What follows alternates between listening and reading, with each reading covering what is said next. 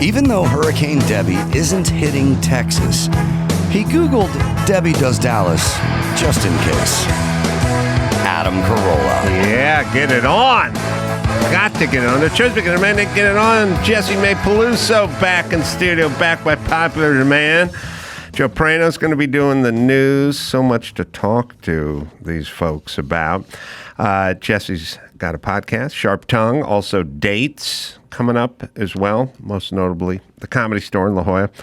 That'll be October 4th through the 6th. Jesse's a great, Jessimae, I don't want to be You call me that Jessie. informal. We're there. Jessie is a very funny stand-up comedian, and Thank you. you should go out. And I was going to say support her, but don't worry about her. Go out and get a laugh. Yeah, support yourself. Support yourself, bitches. All right. I found... I passed a car on PCH on the way in Santa Monica, Malibu area. And, there's sort of a lot you can glean from being behind a car. Mm-hmm. Sometimes it's just sort of the shape the car is in. Sometimes it's a lot of like stuffed animals on the back shelf, back window there. Sometimes it's I can't see the person's head, which means it's lower than the seat rest with headrest, which means that person's too short to drive, and I don't think they're going to be effective. But you can tell, there's lots of like garbage on the dashboard, people, where you go, okay, that person's crazy. That's a crazy person. Stay away from them. But more and more cars are getting wrapped, and they're doing advertisements, and they're putting logos and company stuff. And I got behind a car on PCH, and I wrote it down. It said vegan food, and I thought, I'm out. And then it said... I'm in. I'm right in the bumper. With an Ethiopian twist. And I'm like, now I'm way out. And it was in Santa Monica. It was perfect. But it is vegan food with an Ethiopian twist. And I just thought, there's no words in this combination that would inspire any interest in me to eat at this restaurant. I don't know that I've been to a vegan restaurant. I think maybe I've been to an Ethiopian restaurant. I don't think you get utensils at an Ethiopian restaurant. I'm not sure. No. But I just want to know, well, okay, the Ethiopian twist, who does that attract? It's not a lot of Ethiopians in Malibu. There are not. I didn't know that was a major community. Not a big community. Maybe a Montana Ave? Could be like a settlement. No, I used to live around there. I don't think there's an Ethiopian settlement on Montana, but somebody wants to eat there. And when you eat there, are you just kind of bragging? Yeah, it's on a bumper. No. That's like such a brag as a Well, in I'm general. supposed to follow him there. Oh, I yeah, guess yeah. is what I'm saying. No, what I'm saying is when there's certain people who have a kid from Santa Monica, they're the same people. They'll have a kid who's transitioning and they bring it up 15 times a day. And you're like, oh, this weird, dark, shameful, personal thing is something you're just shouting out all the time. And you're like, for that person, they're scoring. They're getting some points. In their mind, that's why they keep bringing it up. After his gender therapy appointment, we went to the vegan with an Ethiopian twist restaurant. Celebrate. Yeah. Imagine you go through all the trouble of naming your kid Tristan, and he's like, no. No. Hold my Ethiopian food. You know what I do? I'll tell you where there is progression in the transsexual community, which is when I was young, you had to, when you transitioned, you had to use the first letter of your male name. Like there was like an unspoken rule, like, well, you know Mike McDonald, right? Okay, he's now Marsha. It's like for some reason you could get your cock and balls cut off, but moving the too many female letters. version of Michael had to become Michelle. Tristan had to become Trista. Right. The whole, Trista. Now, what a tragedy. I think we owe Bruce Jenner a debt of gratitude because he was the one who's like, fuck it, I'll just have a new name. Like, I'm already pot committed in the transitioning to, like, right. Why First does he it killed a woman. Why does it? That. Yes, on PCH. That's right. I hope vegan. She might with maybe the Ethiopian maybe twist. you got pissed of the bumper. I didn't mean to cut you off. I'm just saying now everyone just picks a new name. They don't do one with alliteration or the first letter or whatever, what have you. So, does the person that goes to the Santa Monica vegan place with the Ethiopian twist, are they just bragging? Like, how much more progressive could you, where'd you go today? Del Taco. Interesting, because I went to a vegan place with an Ethiopian twist. Like, you're so much smarter than I am. You're so much better than I am. Is that they can't like the food. They have to, like, if you were dating a chick who was super progressive, you might say, you got to try this vegan place with the Ethiopian twist. Yeah, right? I live on the west side. There's a lot of one-upping in the, what do we want to call it? Self-awareness world. Mm-hmm. Everyone's more self-aware than you. Mm-hmm. Have you heard of this thing called cuddle puddling? No. It's where just groups of these people who are definitely opening Ethiopian restaurants, lay together. They do drugs, lay together in these puddles of cuddling, and men and women and mix it up, straight guys with straight guys, and they just are in a cuddle puddle, caressing and holding. Oh my God, it's just so triggering. These are grown adults that do cuddle puddles, and for sure it originated in Venice, probably like 6 minutes ago. Not a beanbag in sight either. Like, where's our beanbag chair? Oh, there's beanbags. They're in the jeans. There, probably not a lot of Wrangler jeans in that group. I'm just going to go out on a limb. Not an attractive person in the puddle. Well, I think that's the point. It's like maybe it equals itself out. All the uglies get together and then they make one beauty. I don't know. But there are companies you can Google. I have a theory that sometimes the title comes in before the activity. Yeah, I agree. Like, the movie Silent Night, Deadly Night? Somebody came up with that title and then just went, it's a horror movie around Christmas. Like, someone wrote down Silent Night, Deadly Night, and then went, oh, now we got to write a movie. Someone came up with Cuddle Puddle and then went, I think that would be a whole bunch of dudes from Venice. Like, what would that be? I don't know. Yeah, what would that be? I did Cuddle Puddle and I came up with Silent Night, Deadly Night. And then your job is to execute after I come up with the thing that rhymes. I think somebody also came up with vegan with an Ethiopian twist. Somebody. And then figured out the menu after. Do you leave hungry? Right. Is that the twist? Yeah, because it's not an Ethiopian restaurant. It's just a twist. It's so annoying. Only the twist. It's very entitled. It's in Santa Monica, Dawson, or Byron, so now we have to check the menu. Is it owned by an Ethiopian? Because I'm here for that. It can't be. It's got to be white women. Felicity. It's got to be white chick named Felicity. Right. Who used to be Frank. Right. A stay-at-home dad. Yes. So what else in your world, Jessimae? We got the cuddle puddle. Yeah, a lot of cuddle puddles happening. A lot of self-awareness. Uncoupling. Living in Venice, you learn these words, and I think you're right, that they're a word first that Gwyneth Paltrow said. She consciously uncoupled. Consciously uncouple. To me, it's so entitled and so narcissistic to think that you can't just say we broke up. Or got divorced. Their case. Yeah. It's a gentle, it's like we don't want to say divorce. It's such a violent word. We got the menu from the place. What is it? Let's see. What? It looks like food someone's already run over with a tire. Yeah. Oh, that top one looks good. There's a E.T. Twist tacos. The wish meal doesn't look too bad, I have to be honest. The wish meal looks like a cuddle puddle. The wish meals, you wish you had some fucking beef, is what the wish is. You wish you're close to a toilet. Yeah.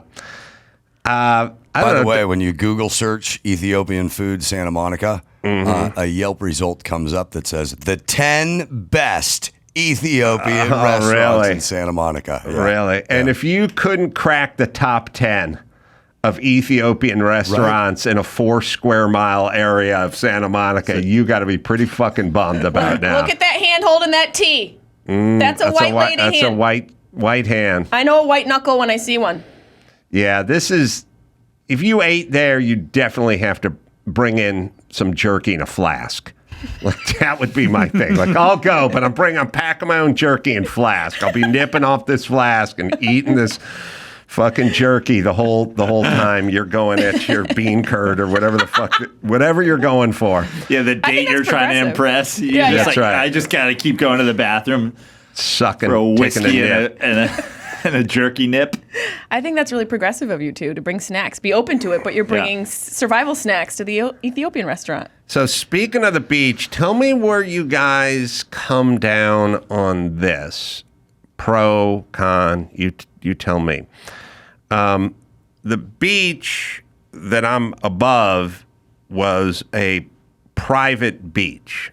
Now, it had a fence, like a chain link fence, and it ran about 500 yards, and then you could get in through the beach club entrance, but you had to be in the beach club. So basically, the only people that could use this 1 mile stretch of beach in Malibu were either people that belonged to the beach club or people that owned a home on the beach who could walk down their stairs and be on the beach. And those homes are somewhere, probably on the low end, about $12 million, and probably about 40 on the high end. And at some point, they took the fence down. And when the fence came down, then all the riffraff started blowing in. And all the people of their $30 million beach houses now have a bunch of guys from Pacoima camping underneath their deck and fucking drinking fortified booze and just fucking hanging out all day playing music they hate. And so a lot of the houses were like, well, this kind of sucks because I got this $40 million house. I don't want to sit drinking mint juleps on my deck, but I got this family underneath it playing ranchera music all Saturday, and I'm bummed out, right?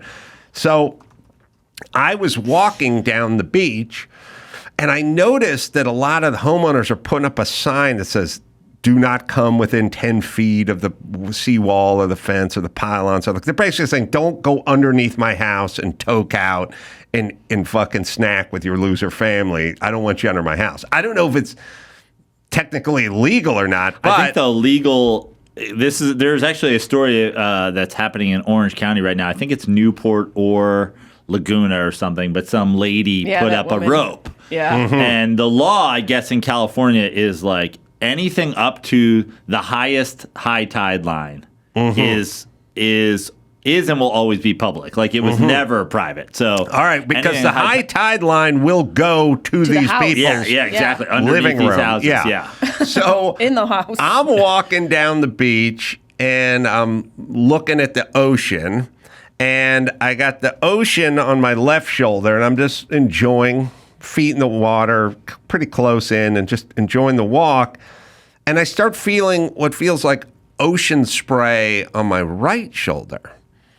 And I'm like, the ocean is this way, but I'm feeling this moisture coming from that way, the dry side.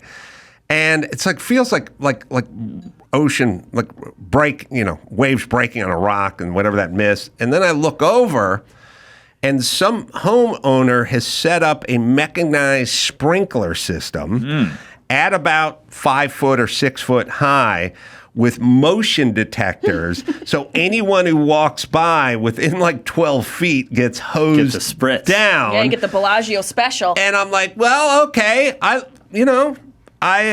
like the innovation. I like that it's on a motion detector. I like that somebody had to rig it. That's not a kit that you could buy.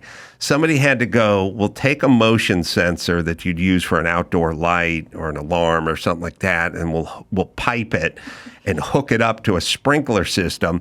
And there's like 2 or 3 heads, and it's like, just hosing you down.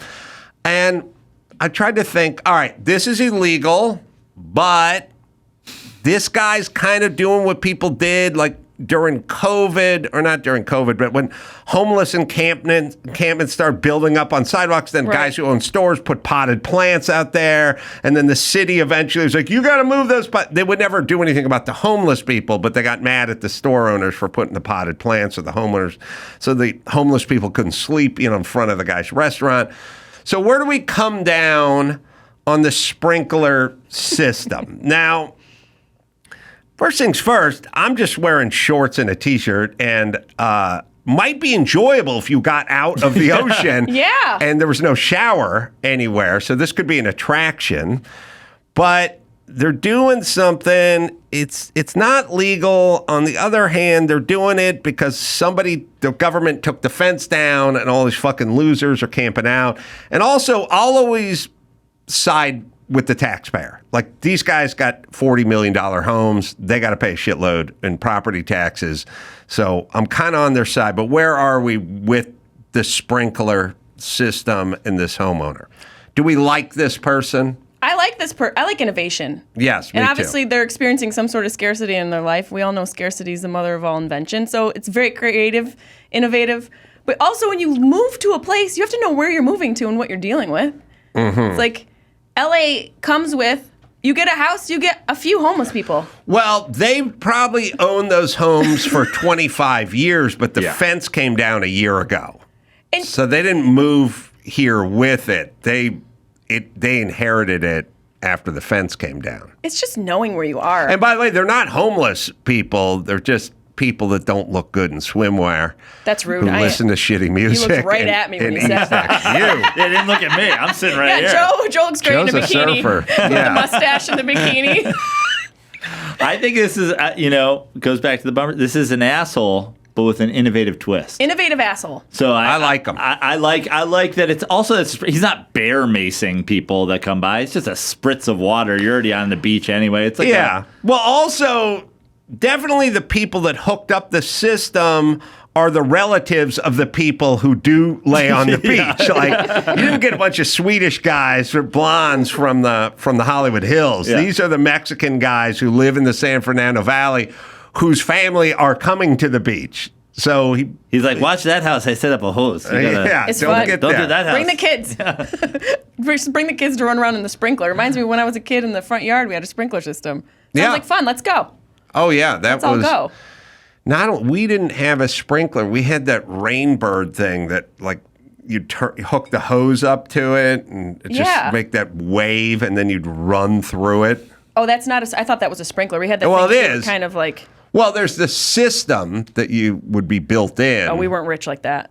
Yeah, you had the rainbird or whatever they call it. Yeah, we just had the thing. You went right to the end of the hose, and you felt like you were in a tropical place. Like, we are rich. Did you know anybody with a swimming pool? We had an above ground, which is when you say that out loud, it makes you realize how poor you grew up. Yeah, that's a poor thing. How'd that work? Did it last you a couple seasons? It's funny you say that because now I'm just remembering my sister had a boyfriend who had 4 kids.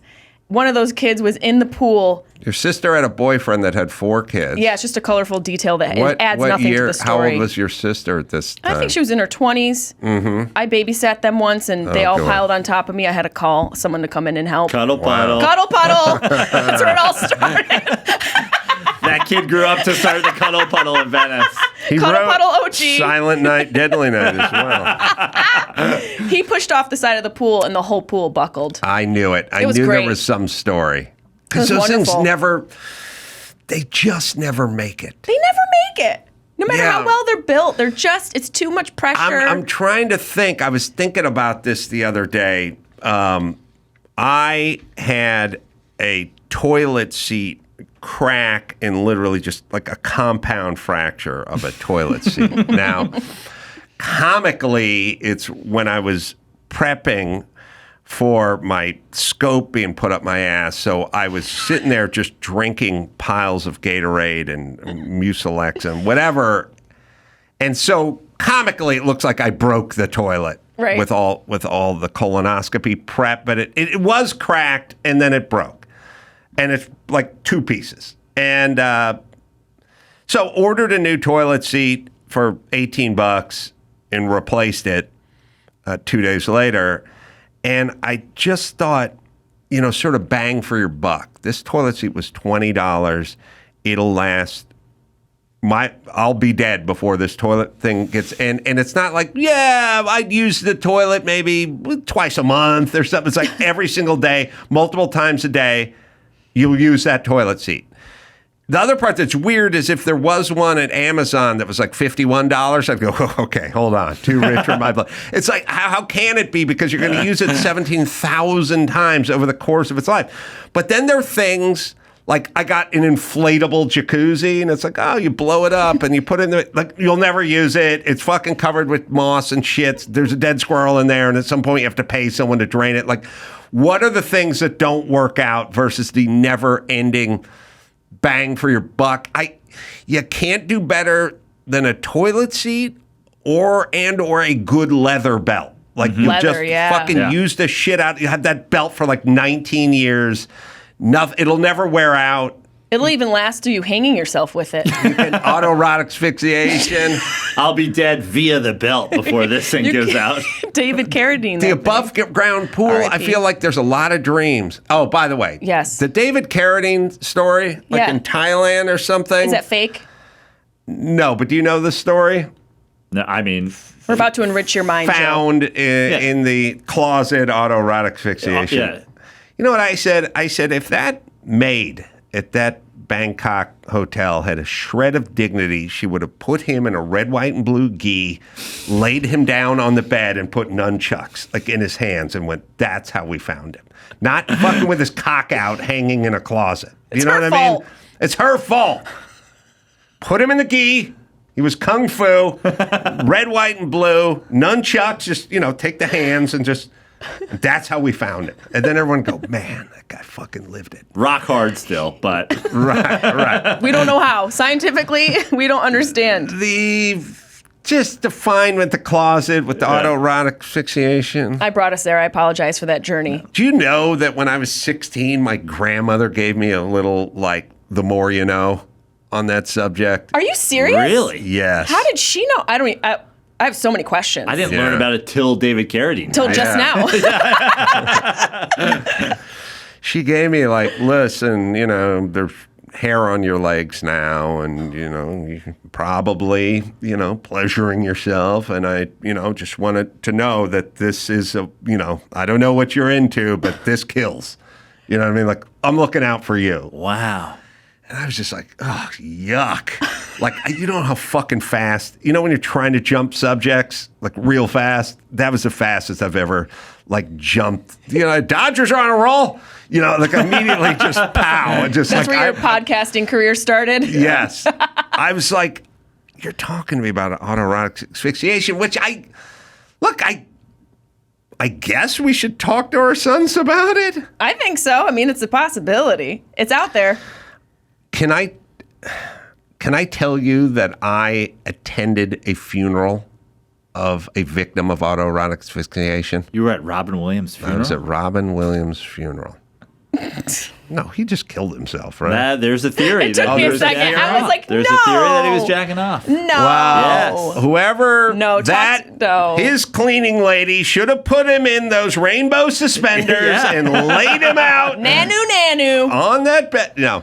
Really? Bob Zamuda told me that. No. Oh, well, you can't. Bob Zamuda is spreading lies. Bob Zamuda, the guy, what was that? Comic Relief, right? So he worked with. He said that's what Robin was into, and it was featured in what World's Greatest Dad or whatever, which Bobcat Goldthwait, director. Robin did it in that, and there's this Okay, life hold on. I don't buy it. Hold on. In World's Greatest Dad, was that guy having sex with his pet? Or is it autoerotic asphyxiation? I think there's an autoerotic asphyxiation scene, but I could be wrong. All right. Well, we'll look into the hearsay. So it wasn't Robin Williams' funeral. Was not. Just to clarify. This is a young, good-looking 23-year-old dude. So, see, your grandma had a solid point. She did. Michael Hutchins also, right? Yeah, Michael Hutchins, they say, as well. You probably think I'll be okay. I'll be fine. I'm strong. I'm a man. If my grandma told me that, I'd be like, does that make it better? Now I'm all of a sudden intrigued. Color me intrigued, Nana. So he was a young, normal, well-adjusted young man. Yeah. All things point to, except regular masturbation wasn't good enough. Yes. That's a And good that's point. what killed him. That's what killed him. And he reached for the stars. Thank you for that summary, Dawson. I know the buttery voice really made it more. I thought he was coming in with extra info. Was a young, nice, regular dude who was the assistant to my manager. And, when you have the assistant to the manager, you end up dealing with them more than, he's out sucking Tom Green's cock somewhere in Canada, and I'm talking to They who know also everything. died of autoerotic, and I'm talking to this. I'm talking to this guy all the time. He was like, we're friends, you know. Tom Green's dick. I'm starting to regret opening my mouth. So. No, but this guy did do this manager did a thing where he had me, he had Jimmy, and he had Carson Daly, and I can't remember who else, but this is like 2000 or 1999 or 2001, and he also had Tom Green. And Tom Green caught on fire for like two-year period, right? Massive. And so this guy, our manager, just went, I can't do with the shit. I'm with Tom Green. His movie's coming out. Like, it was always like, I'm with Tom Green. Oh, he had Drew too. And he was just like, I'm with Tom Green. And he just dumped all the other people. And then all the other people got pissed off and went, well, fuck this. And then Tom Green cooled down a little. And I don't know whatever happened to Carson Daly and Jimmy Kimmel, but I'm telling you, Adam Carolla, his other people ended up, he would have got 15% of a lot of fucking do-re-mi for a long time, but he went full Tom Green. Anyway, autoerotic. His assistant died. I went to his funeral, and or his wake or whatever. I don't think Jimmy went. I think Jimmy was like, it's going to be so fucking weird. Yeah, that's a weird one. It's and hard. it's the weirdest. By the way, he was like a Midwest guy, straight, clean cut, like cars, Those are the ones. And his parents found out he was like coming home for Thanksgiving weekend or something. And he was going to be on the late flight coming from LAX, and they're literally waiting at the airport with like a welcome home son sign, and he never gets off the flight. And this is pre-cell phones or whatever, and they're like, where is he? We just talked to him. He said he was coming tonight, whatever. And talk to the roommate, and you got to go into his room or whatever that thing is, and that's what happened to him. And then you go to the wake, and then everyone has to say something, but it's kind of weird because they have to kind of dance around this thing and this elephant in the room known as autoerotic asphyxiation. But Helen Gorog, my grandmother, in 1983, she had it right. She saved your fucking life. She saved my fucking life. I should be more respectful. People like that. Oh my gosh, look at Wow. her. She looks like Sally Jesse Raphael. That's my grandmother. Mixed with Dr. Ruth. I love her. She also asked me if I knew what a rim job was. Stop it right now, kidding. Adam I am not kidding you. Oh my God. I'm not kidding you. She looks like a load of fun. Yeah. Everyone thinks the Ruth Gordon, working blue grandma sounds like a kick. Not when you're the grandson.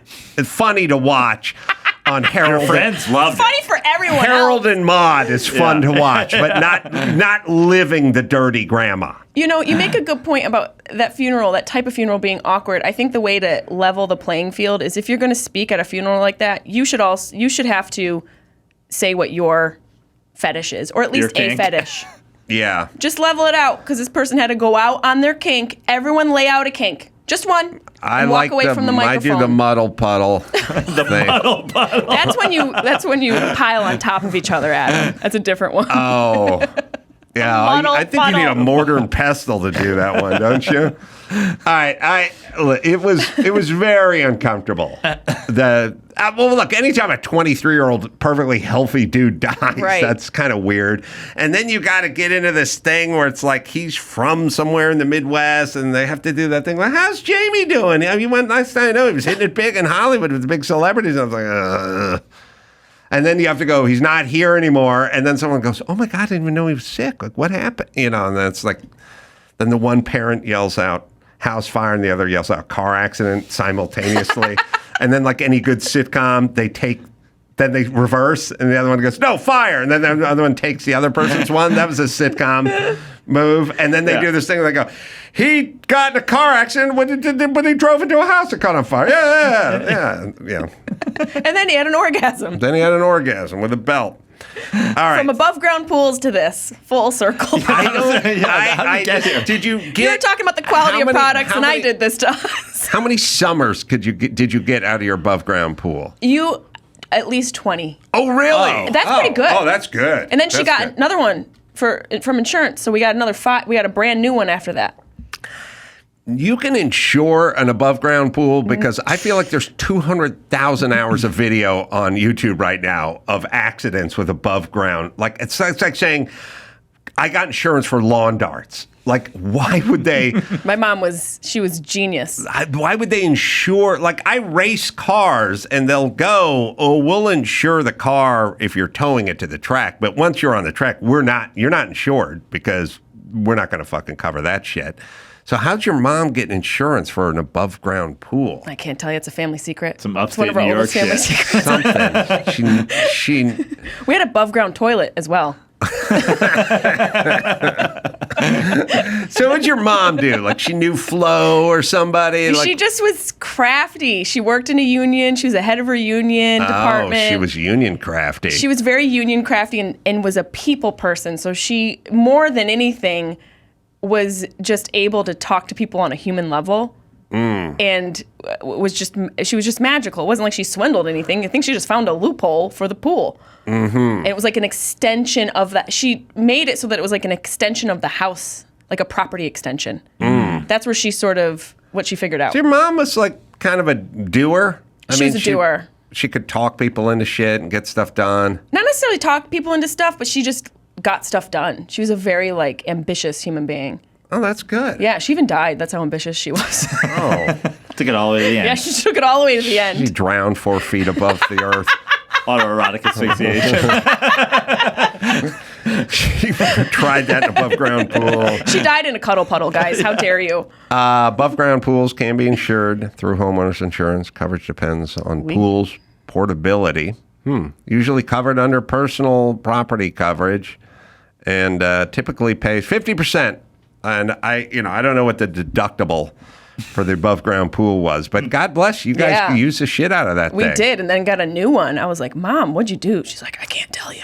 It's like, all right, let's go swim in this thing. Mover. Let's take this thing for Shaker. another lap. All right. Well, let's see. You got some news. I do have some news. Oh, maybe we'll just talk for another minute, and then Sure. we'll get into the news. I lived in the worst. So I grew up out here. It's 105 degrees, no central air, no air, no nothing. But at some point, I ended up in a house in North Hollywood. My dad and my stepmom's house. And we had a pool to the right, to the left, and the house behind us. And we were poolless.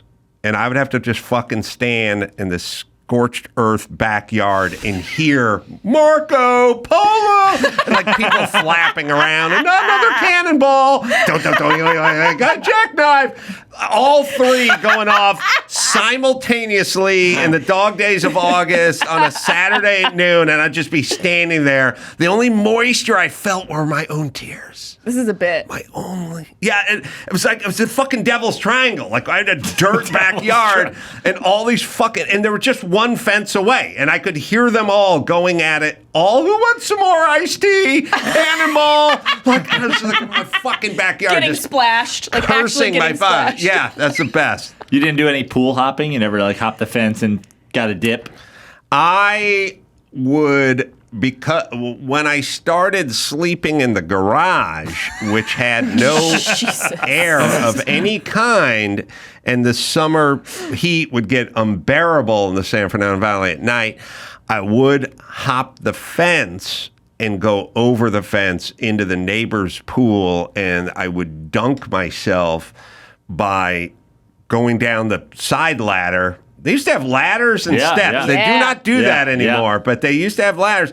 And I would literally just hold myself underwater with this ladder above, my head a foot underwater, and I would try to get my core down like as low as I could get it, and then I would get back out, go over the fence, and then go back into my bed. It'd be like 3 a.m. or something. I'd try to make it through the night. Like a chapter of a Bukowski novel. Yes, very sad. Just dunking your head. And the thing, my takeaway, the thing I'll never forget is how fucking loud water is in the dead of night. Like, It's so loud. I would make it over the fence ninja. I was probably either naked or in my underpants, but I'd go over that fence. You wouldn't hear a fucking thing.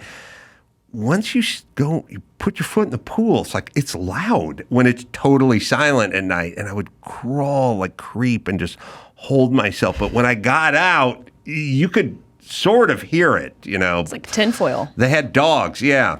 Yeah, they had dogs too. But my core was so hot that I had to cool the core, and then I could make it through, till the next day. Did you ever get caught? Did they ever find out or care? No, they never caught me. When I got kind of, I don't know, banished is a tough word, but I got kind of consolidated into the garage. It was understood that that's kind of was my space, but the house wasn't really my space. But it didn't have a toilet or a shower or anything, so I would frequently shower with the hose. There was a hose bib off the garage I lived in, so I used the facilities. I made a above ground toilet out of a decorative popcorn tin that my uncle Vince got me for graduating high school. Uncle Vince. And was it a mechanical door, like a automatic, or did you have to lift it up, the garage door? Just imagine you sleeping. The garage door was kind of sealed shut, like it had Henry's tar, like roofing tar, like at the bottom of it, and the door was there, and the hinges were on and stuff, but the door was sealed. They sealed it. They sealed it up. That seems like something. If you saw that, you'd be like, "There's someone dead in there." Yeah, there's dead bodies in that garage. There's a guy shitting in a popcorn tub in there. Yeah, it was tin. Thank you. Sorry, let's not upgrade you. Okay, sorry. It wasn't Jewel. Okay, this wasn't homestead pour. If you take a look at those camping toilets and or decorative popcorn tin, it's basically the same dimensions and the same execution. Take the popcorn out first. Oh, just my rule. I ate all that fucking popcorn. I had an in-ground pool, and now I feel like shit about it. You rich bastard. Oh, my God. You entitled bastard. I know. Now I feel terrible about it. Was it heated? Eventually, it was heated. Actually, I wish it never became heated. It was better when it wasn't heated. Because it made you, when it was heated, it made you not appreciate things in life? When we were kids, spring, it's cold, we're like, get it open, and then you're diving in and it's 50 degrees and it's horrible. But my brother was the second we got it heated, it was 95 degrees full time, and it's not even enjoyable in the summer anymore. I didn't like the heated pool. And I think it might have bankrupted my parents also, the heating of the pool 24/7. You're a surfer, yeah. So you sort of get and by the way, I put windows in my swimming pool later on in life. I don't know if I've ever showed you guys those. What? That sounds like a crackhead plan. There's photographs How'd you put windows? of it. It's in a movie, too. Was that at the bar in Lake Hollywood place? Yeah. Yeah, that was pretty sweet. Yeah, I put windows in it so you could go to my underground bar and look into the pool. Wow. Yeah. Designed it, engineered it, figured it all out. That's wild. It was really simple. It was a really diabolically simple design to put 3 portholes about 4 foot down in the deep end of my swimming pool. Would you swim by in a mermaid costume? Please say yes. It was fun with the parties because you turn the pool light on and you could see, somebody presses their nutsack up against it at some point. Yeah, there's always going to be that, or a butt. Yeah. Yeah, it was in Road Hard. There's a scene down there with Larry Miller. It was supposed to be his house, and we can find it. But I was. So the windows went into the basement of your house. Was it a subterranean? No, the windows went into a subterranean bar that I built underneath the swimming pool or next to the swimming pool. So swimming pool was just on the hill, right? And then there's just a bunch of dirt, and then I carved out all the dirt, built a deck that went over the top of it as the roof, and then built a subterranean bar with windows going to the pool, which were, I had some thoughts I've never really put windows in a swimming pool. And if it doesn't work out, it's going to be kind of catastrophic because insurance ain't covering that. No, it's a big. Even Jessimae's mom, I don't think. Nancy, she'll come from the dead. She'll help you. You cut holes in your pool. It was a big full-size swimming pool, and the portholes were down like 5 foot. So it would have been half of the pool, maybe more than half of the pool would have come through my bar if that thing ever just busted in the middle of the night or there's an earthquake or something like that. You can find pictures of it somewhere. We'll just toss those up. You can find the scene you can find Larry Miller walking around. So I was pretty impressed with my engineering on these pool windows. So I didn't farm it out. I didn't get like a firm to do it or anything. I just did it myself. Sounds like what a rich person does to prepare for Armageddon or the apocalypse. You're like, fuck, I'm gonna put a bar underneath. Well, we'll be fine. But a rich person pays someone to do it. I figured I did it myself, and I was like, I'm gonna figure this out, and I figured it out. Do you have a photo of it or anything of it, or is there something you're gonna put on my screen, or do we not have anything, or can you tell me? I found a video from Build Stuff Live. Oh, all right. Let's try. How long did it take you to get it all done? It wasn't that bad. It was, found a video. All right. Oh, well, when we find that movie, there's got to be photographs on the internet, isn't there? Yeah? No? Are there photographs? Adam Carolla's underground bar. What else could... All right, yeah. Let's see it. Build Stuff Live. I got a story about my own bar. I built a bar at my house. Now, let me show you why I'm so into this.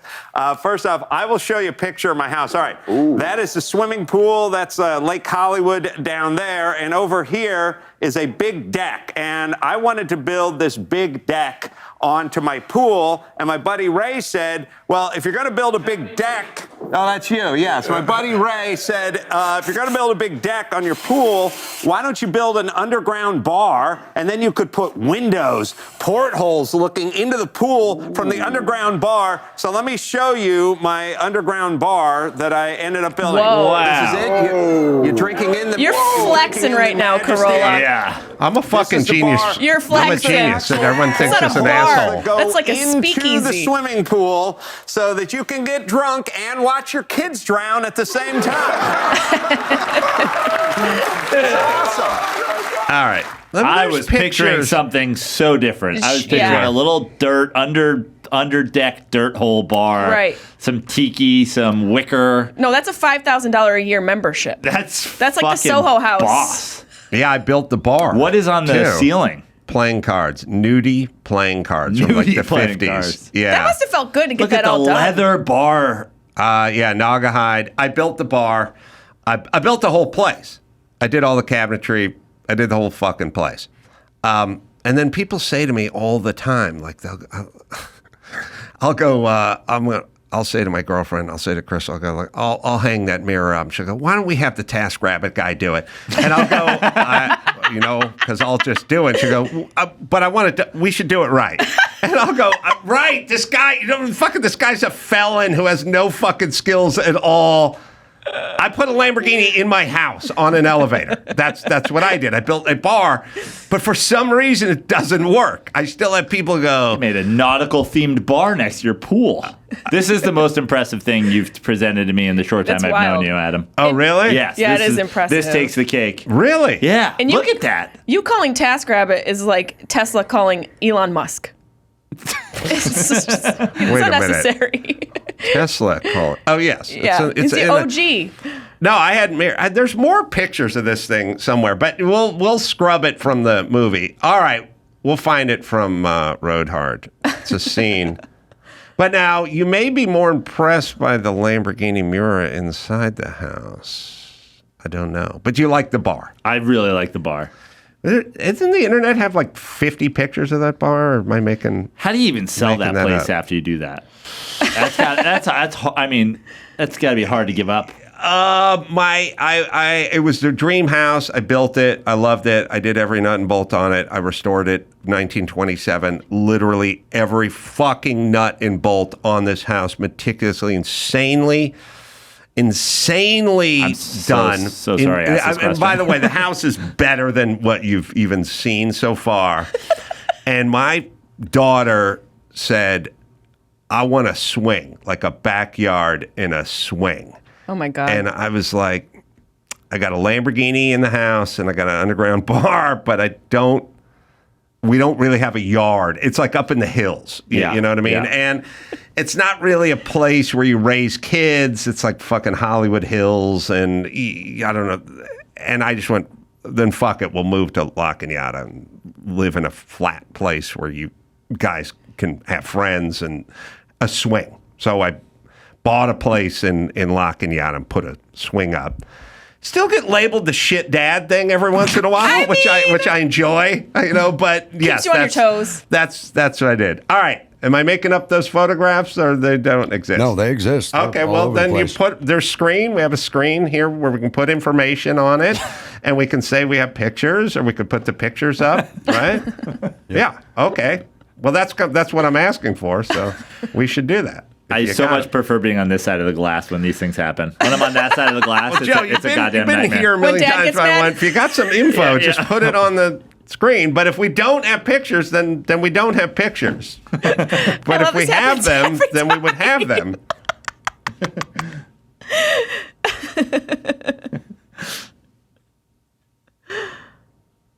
We don't have them. Maybe So not. that seems like- Dawson, we No don't have photos. pictures then. Or we don't. Or we Just do. going to Google Adam Carolla pool bar. And then he's Oh, gonna okay. We'll pull look them for some up. pictures. Yes. Yeah, okay. Yeah. But that, seems like from earlier, maybe. It does. Okay. All right, so we'll just move on then because we can't find pictures. Or we haven't looked for them, I guess is what it is. All right. They're having a fight. It's a situation in there. But, all right, Joe's I got have pictures. from All the right. Wall Street Journal. Interior decorator. Well, there you go. Adam There's pictures. Carolla, interior decorator. Well, now the Wall Street Journal is, of course, behind a paywall. Oh, yeah, we should pay for I'll it. just go fuck myself. Just Go get Adam's credit Google card. image search. All right, so Byron, we don't have pictures, so we can move to doing the news. So we'll do that. We can picture them in our mind.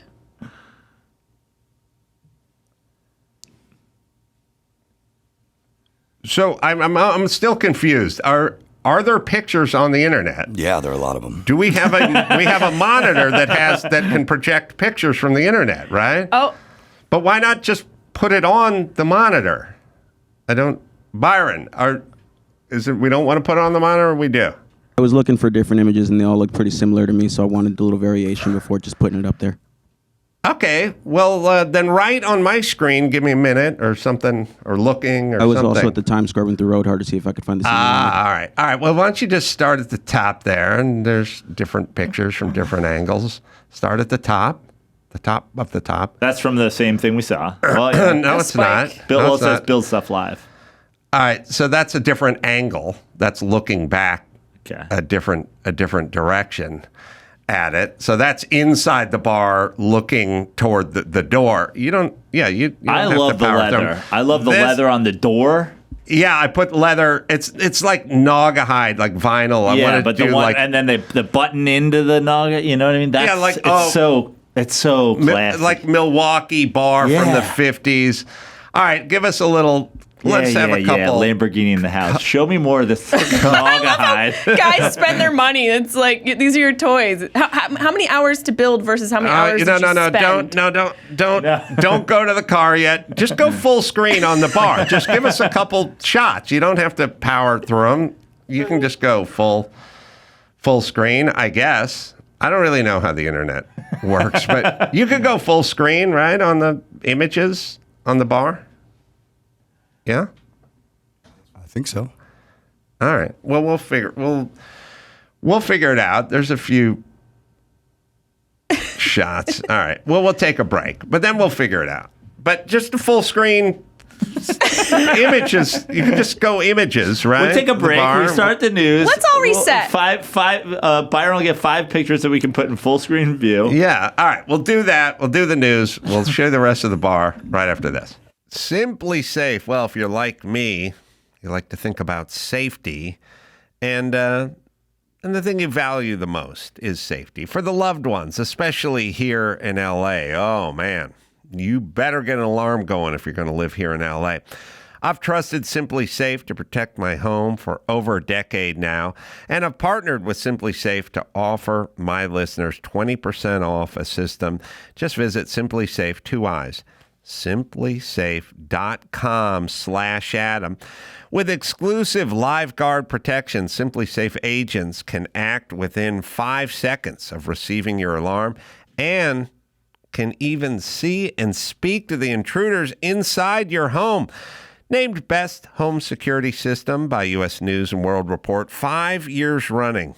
The best customer service by Newsweek as well. It's Simply Safe, right, Dawson? Let me tell you about a new sponsor, Qualia Senolytic. Senolytics are the biggest discovery of our time for promoting healthy aging. Feel 15 years younger in a matter of months.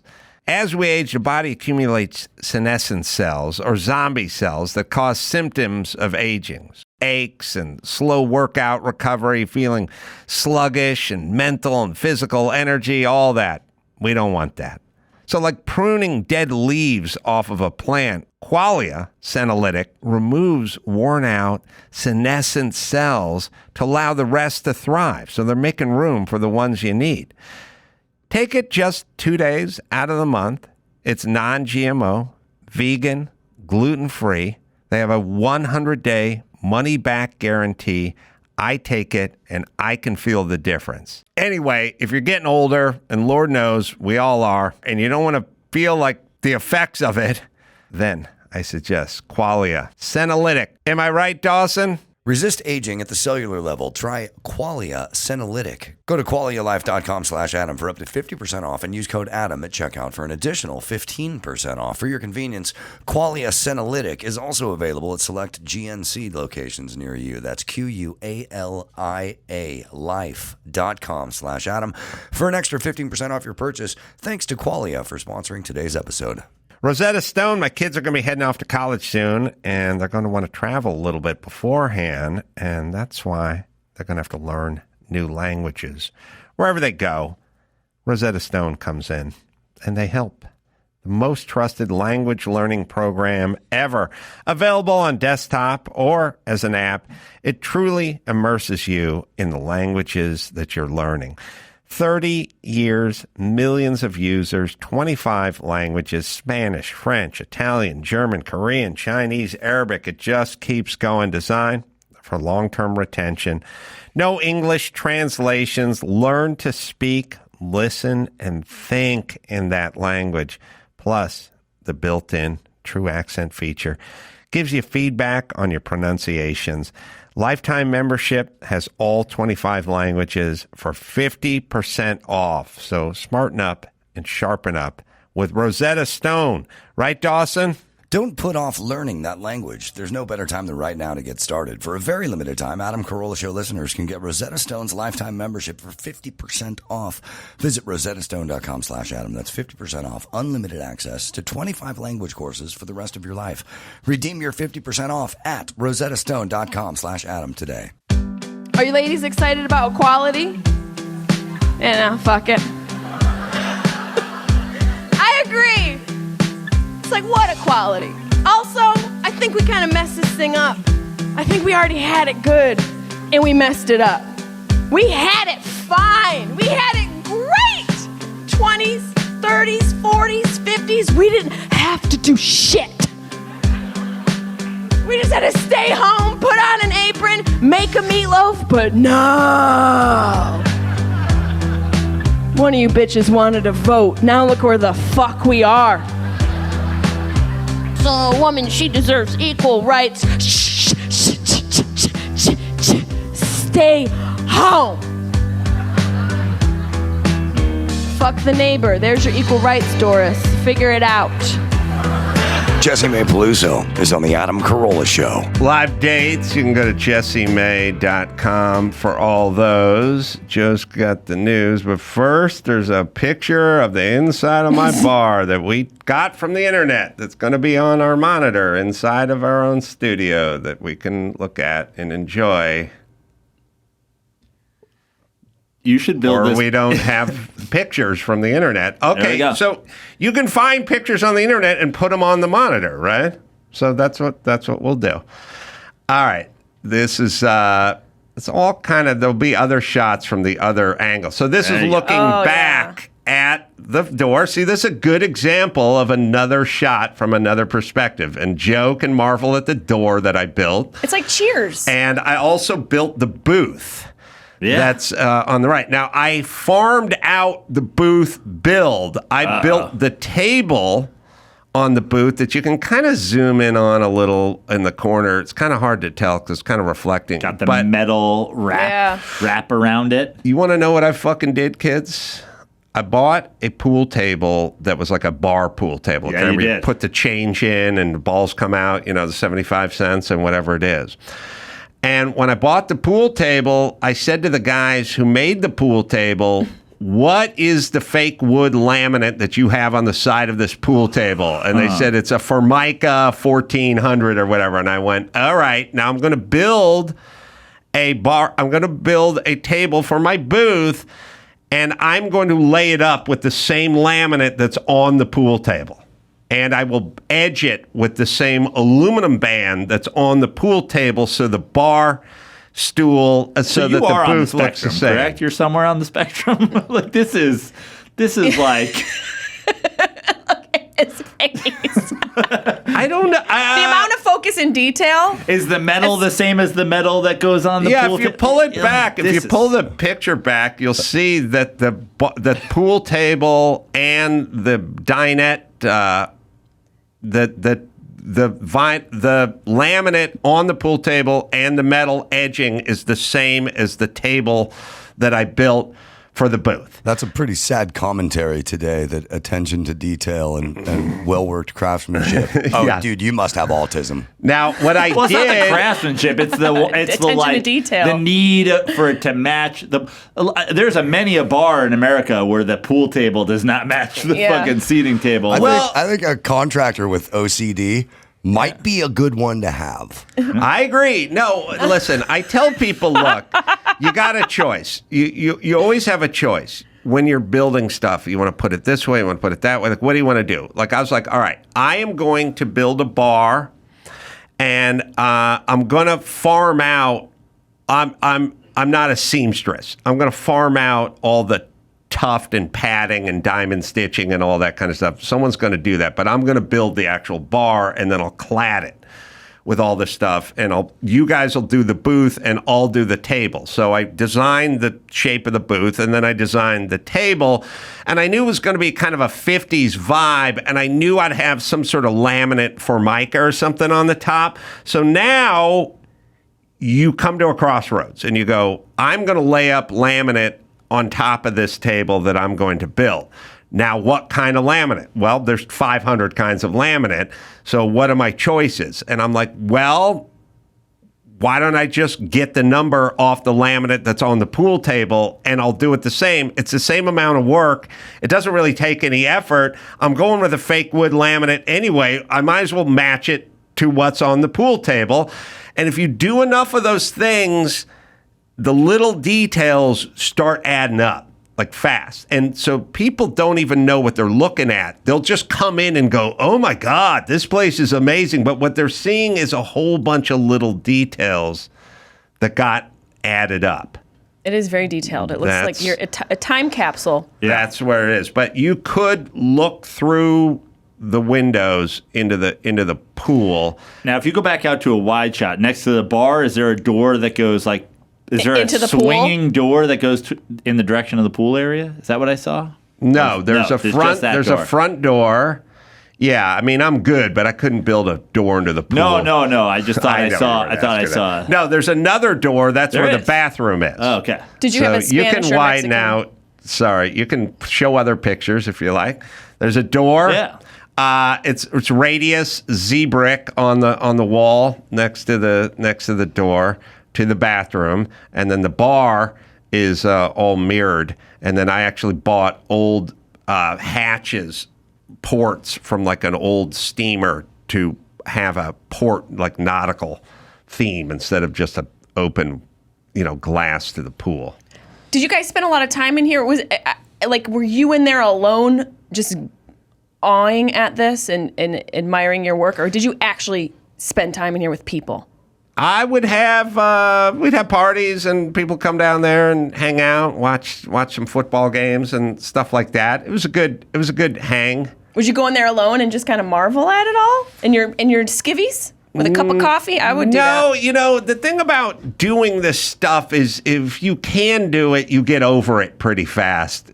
When you can't do it, then you would think you would marvel at it, but when you do it all the time, you don't marvel at it that much unless someone starts talking about TaskRabbit, and then you have to go back and show them what you did, what you can do or what you have done. Before the show, Jessimae and I were talking about the houses we grew up in and how all we want to do is go back home, and now like you want to get out of your childhood home, and now all you want is to go back. And I dream of going back to my dad's Italian sort of garden feel with our in-ground pool until 10 minutes ago, and now I want your house. Yeah, we want to go back to your house. Now I no longer fuck my dad. Yeah.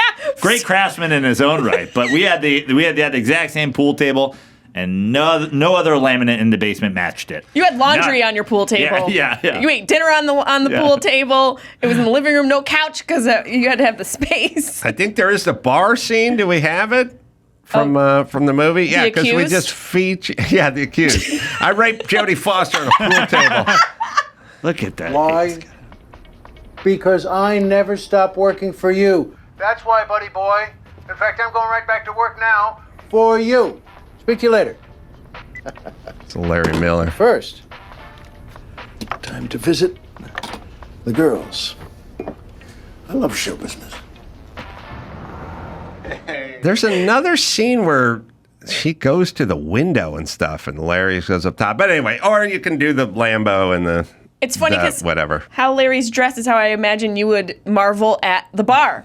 So someone did, just in a fictional sense. Someone was in the bar with their shirt off and a bottle of scotch. People liked hanging out at that bar. It was good. The windows, the portholes were diabolically simple. I was pretty proud of myself for that design because it's a lot of tonnage of water that is pushing against.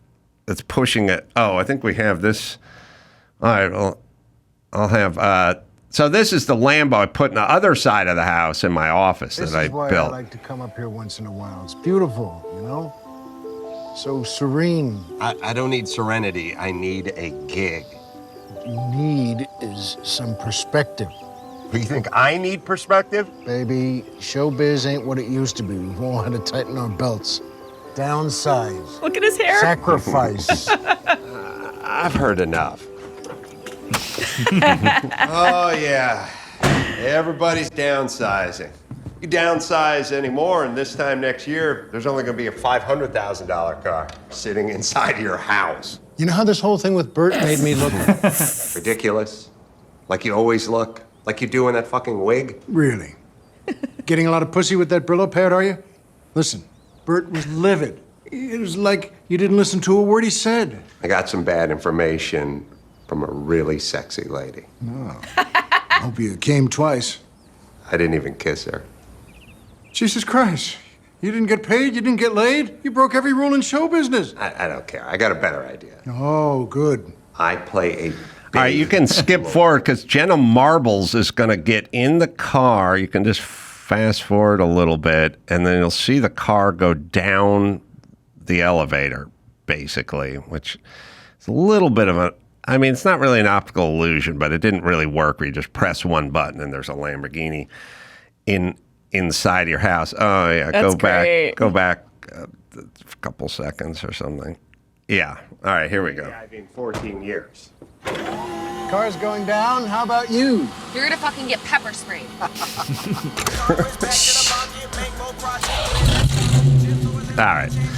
All right. So I can build shit. I didn't use an engineer or a designer or anything for any of it. The window. So the whole key to everything is anybody could contract out and pay $100,000 and get a window that could withstand 200 tons of water and pay a shitload of money for it and have it all engineered and everything. I was like, I'm going to do this. I'll figure it out myself. What I did is went to the inside of the pool when the pool was drained.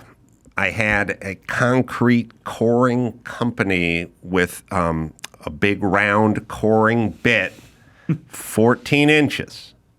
And he went into the side of the pool, the cement, like 3 inches. And I said, now stop.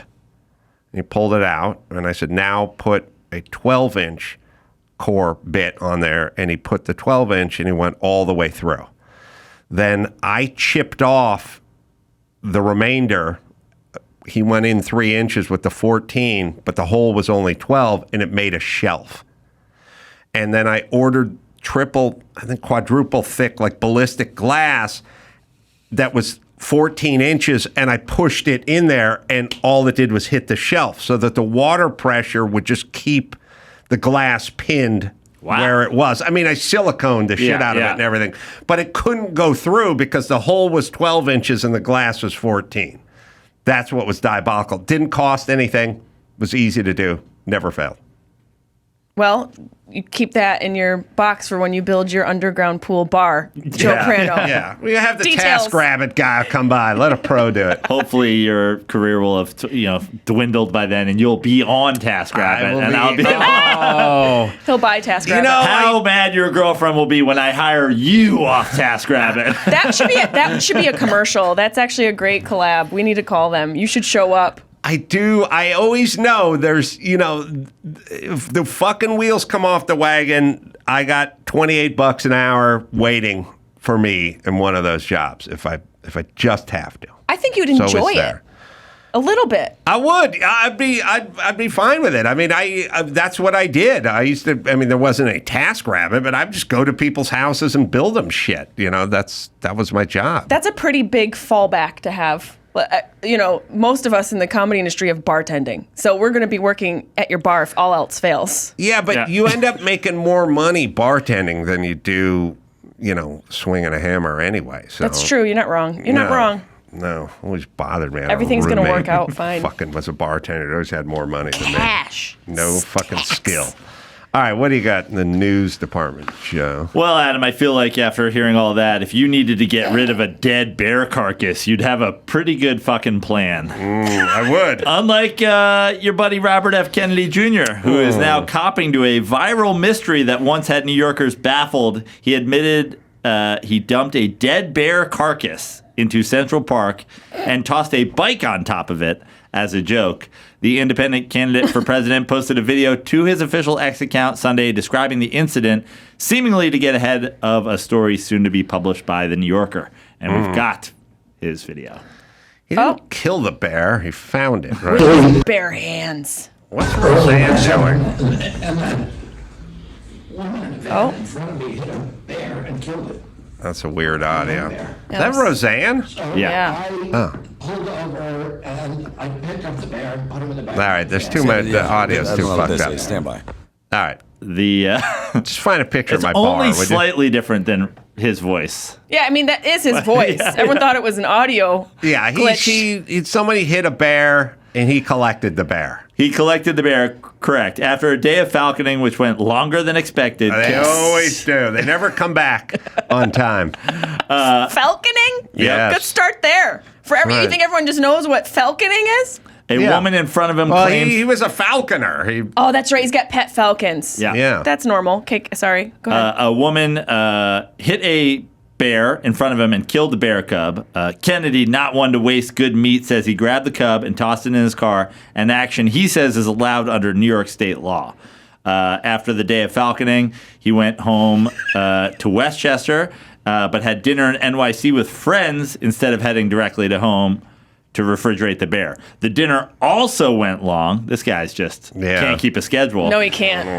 And had to catch a flight, but he didn't want to leave the bear inside his car. Instead of calling someone to come pick up the car with the bear in it, he and his dinner companions thought it would be funny to take the bear and put it in Central Park with an old bicycle on top of it.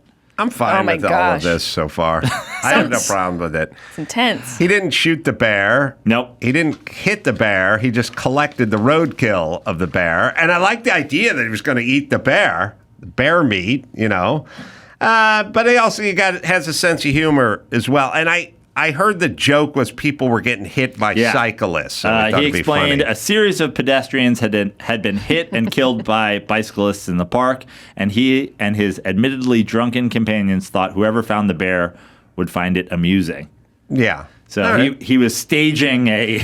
But why did it take him 41 years to blow the lid off of this thing? Well, because the New Yorker was going to blow the lid off. A story was being put together by the New Yorker, and they were going to blow the top on it and say that this happened, and he decided that he was going to get out in front of it.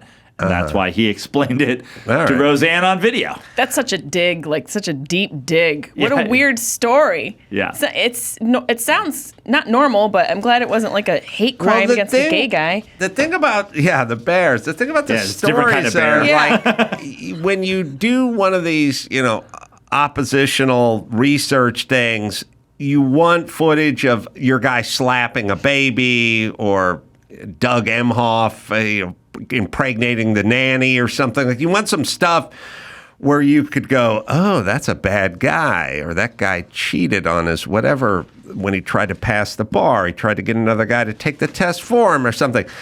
The whole bear story is a complete lateral move. I don't think any differently of him or anybody else with the I found a dead bear.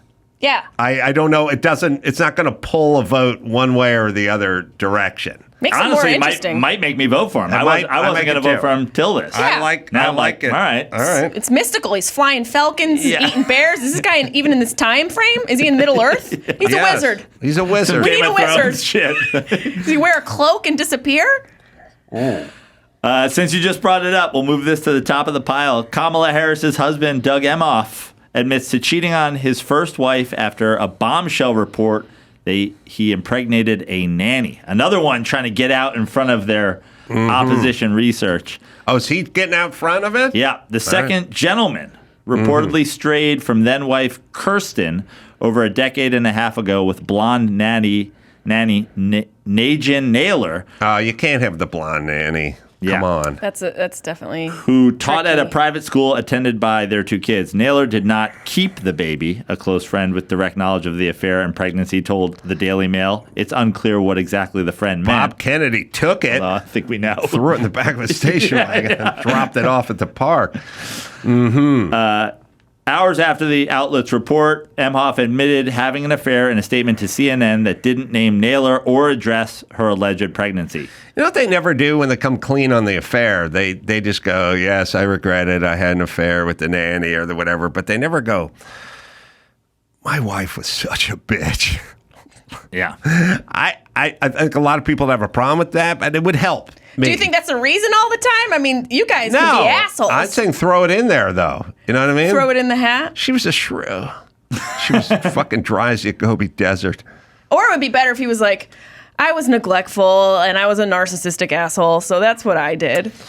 And my wife was a bitch. She was super frigid.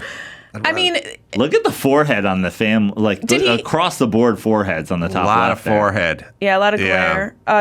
So he admitted it? He admitted it, yeah. During my first marriage, Kirsten and I went through some tough times on account of my actions. I took responsibility, and in the years since, we worked through things as a family and have come out stronger on the other side. Where's Dawson? You can find a clip. Somebody tweeted it to me over the weekend about this guy talking about toxic masculinity. Fuck, I hate any douche dude who talks about toxic masculinity. So I had no thoughts about him, but then I heard him talking about toxic masculinity. Now I can suck my masculine cock because I fucking hate this pussy. That is pretty toxic. Mm-hmm. All right. Pretty toxic response to toxic masculinity. You got triggered. Tiger Woods' wife was a nanny, right? Correct. Sorry, ladies, you can't let that in the house. That's on you. There should be a service where they only employ whatever ugly means to people, ugly nannies, unattractive nannies. And we call it 5 and below. It's all we will not let a 6 into your fucking home. It's all 5. It's called the Unaffair Association. And below. Yeah. No affairs. You mean you take a look at, oh God, what was Tiger Woods' Nora. Elaine, whatever. Yeah. You take a look she was somebody else's nanny, too. Yeah. I'm just saying, the 19-year-old version of her fucking sleeping in the spare guest bedroom every night. No, That's on the woman. Should have never let her in the house. It's that's it. It seems like a tricky move, but maybe you guys could just keep it in the pants and show some restraint. Could with the 5 and below.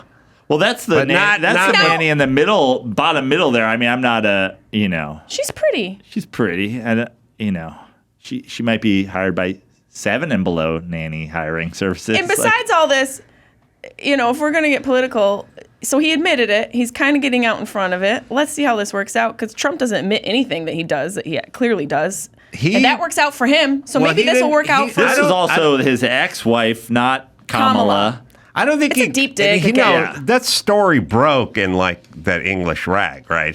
He's just following up on it. Correct. He didn't get in front of it. They posted the story and that he got her pregnant and whatever, and he came out and admitted to having an affair. Didn't name who or that there was an alleged pregnancy. He just admitted, in my first marriage, we went through tough times, and I've taken responsibility from that, blah, blah, blah. But also they got divorced, and he's with the now... You can't run for anything anymore. Otherwise, it's all coming. The video I looked at was much shorter than 4 minutes, so you have to just get to It's a tweet, though. Somebody put it out there, so you can probably find it. This also feels like an indication that real journalism is kind of dead, because both these stories don't feel like real stories at all. They're just kind of half attempts at showing something that happened that people are like, okay, and let's move on. Who cares? Well, I will say the bear story says nothing. This speaks to some morality, but it's not new. Yeah, but morals didn't matter before. They're going to matter now. No. Trump's gotten away with everything. No, the only difference between Trump and all the other people is Trump doesn't pretend to be virtuous. Right, but he also doesn't go, I did that. He just circumvents but he's everything. Trump. Like what I'm saying is we know he's a piece of Biden's shit. a piece of shit who doesn't run as a piece of shit. He runs as a uniter who's going to bring the country back together and then just agitates black people the entire time. Trump is a blowhard. We know who they are. I'm just saying I don't mind the douchebags and the blowhards. I mind the peace and love people who are fucking douchebags and blowhards behind the closed doors. That's I think they all need to be thrown out and redone a little bit, but... I have many problems with Kamala, but her husband cheating on his other wife seems like a stretch. This is not on her. Yeah. This is not, has nothing to do with her. It's him when he lectures us about toxic masculinity who's fucking the nanny and not pulling out. My whole thing is do whatever the fuck you want. Spare me the fucking morals lecture on toxic masculinity when you're acting like a toxic male. That's all I'm saying. That's fair. He's reformed, Adam. You can keep your dick out of your pants. Just keep the fucking speech inside your mouth. Here he is. All right. Fuck every postie with their toxic masculinity. Second gentleman sounds like a guy who's getting cucked, by the way. He's a bottom. Sounds like somebody watching his wife get fucked. The second gentleman. A gay play. In the cuck chair. All right. Let me have the clip. Let's talk about masculinity for a moment. Has being second gentleman changed your own view of perceived gender roles or what it means to be a man? This is something I've thought about a lot and something I've spoken about a lot. There's too much of toxicity, masculine toxicity out there, and we've kind of confused what it means to be a man, what it means to be masculine, where you've got this trope out there that you've got to be tough and angry. And, when I was fucking the nanny, I was thinking about this toxic masculinity. How you show your love for people. Strength is how you are for people, how you have their back, and how you stick up for other people, and pushing out against bullies. I mean, that's what I believe it is. So every time I can speak against this toxicity, we're seeing it. Fuck off, pussy. You win wars with toxic masculinity. You build Golden Gate bridges. Men put bars underneath their swimming pools. Oh, this fucking toxic. I appreciate that. Shut the fuck up. Just spare us your fucking morals lecture on toxic masculinity. You know who he makes me appreciate? I do appreciate him saying that. Yeah. Dudes. It's like the first lady and the first gentleman and the second gentleman, they've all got they get thrust into the public eye. Like Michelle Obama was a big part of Obama's presidency, and Bill Clinton, the only one who was actually president of the United States when Hillary was running, he was just like out there fucking around, like hanging with chicks. He was he was like, I'm not getting involved. This is her thing. Yeah. I'm just in Chappaqua. You guys been doing it for so long. Yeah. Here's the thing. It's not going away. It's real. Toxic masculinity is a thing. It's not, everyone doesn't have it. But I'll tell you, when you come across it, it's really frustrating and annoying, but it's also really encouraging when you don't. You stomp it out and we're in the fucking shitter. That's what's going on in this country. Way too many pussies. And we're fucking going into the shitter because you need some masculinity. That's all.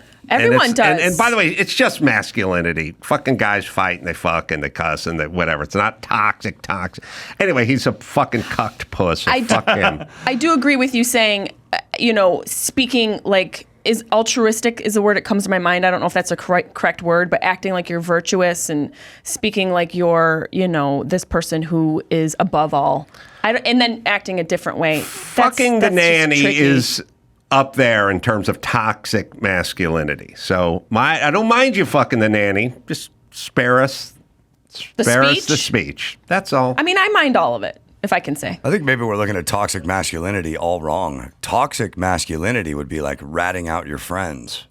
I don't know about that. That's the bad. I think stuff. I've got some toxic masculinity here. If ratting we're not, out, we're not was sure. that a callback? What was that? No, but like being a tattletale. Is toxic masculinity. I think being a tattletale is just it's toxic. All right. It's not masculinity. Dawson, we got it. All right. I don't know what that thought was. Moving on. All right. Listen, I don't like rats. Don't get me wrong, but I don't know if that's toxic masculinity. Listen, there's differences between men and women, and some of the stuff that comes with the differences is not good. Male and female. But for the last 25 years, we've made it our fucking mission to stamp out the male side and let the fucking female side run crazy. Females have a lot of fucking horrible traits and ideas too. I agree. And there's no female toxic anything. So, and we're turning fucking Taylor dudes Swift into is toxic pussies. femininity. We're turning That's my dudes into pussies, stance. and it's going to fuck us up. Okay. By the way, you know what? Being compassionate to the homeless population is a female thought, and like scraping them off the ground, round them up, and putting them somewhere is a male thought.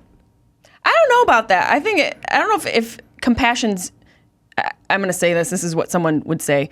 I think compassion is genderless. I would hope it would be. No, women are Women much can be more compassionate. We definitely have their genes are too capacity. like. Look, the cities that have chick think in them have the most homeless people because it's fucking weird and mean. Yes. San Francisco's a chick city. LA's a chick city.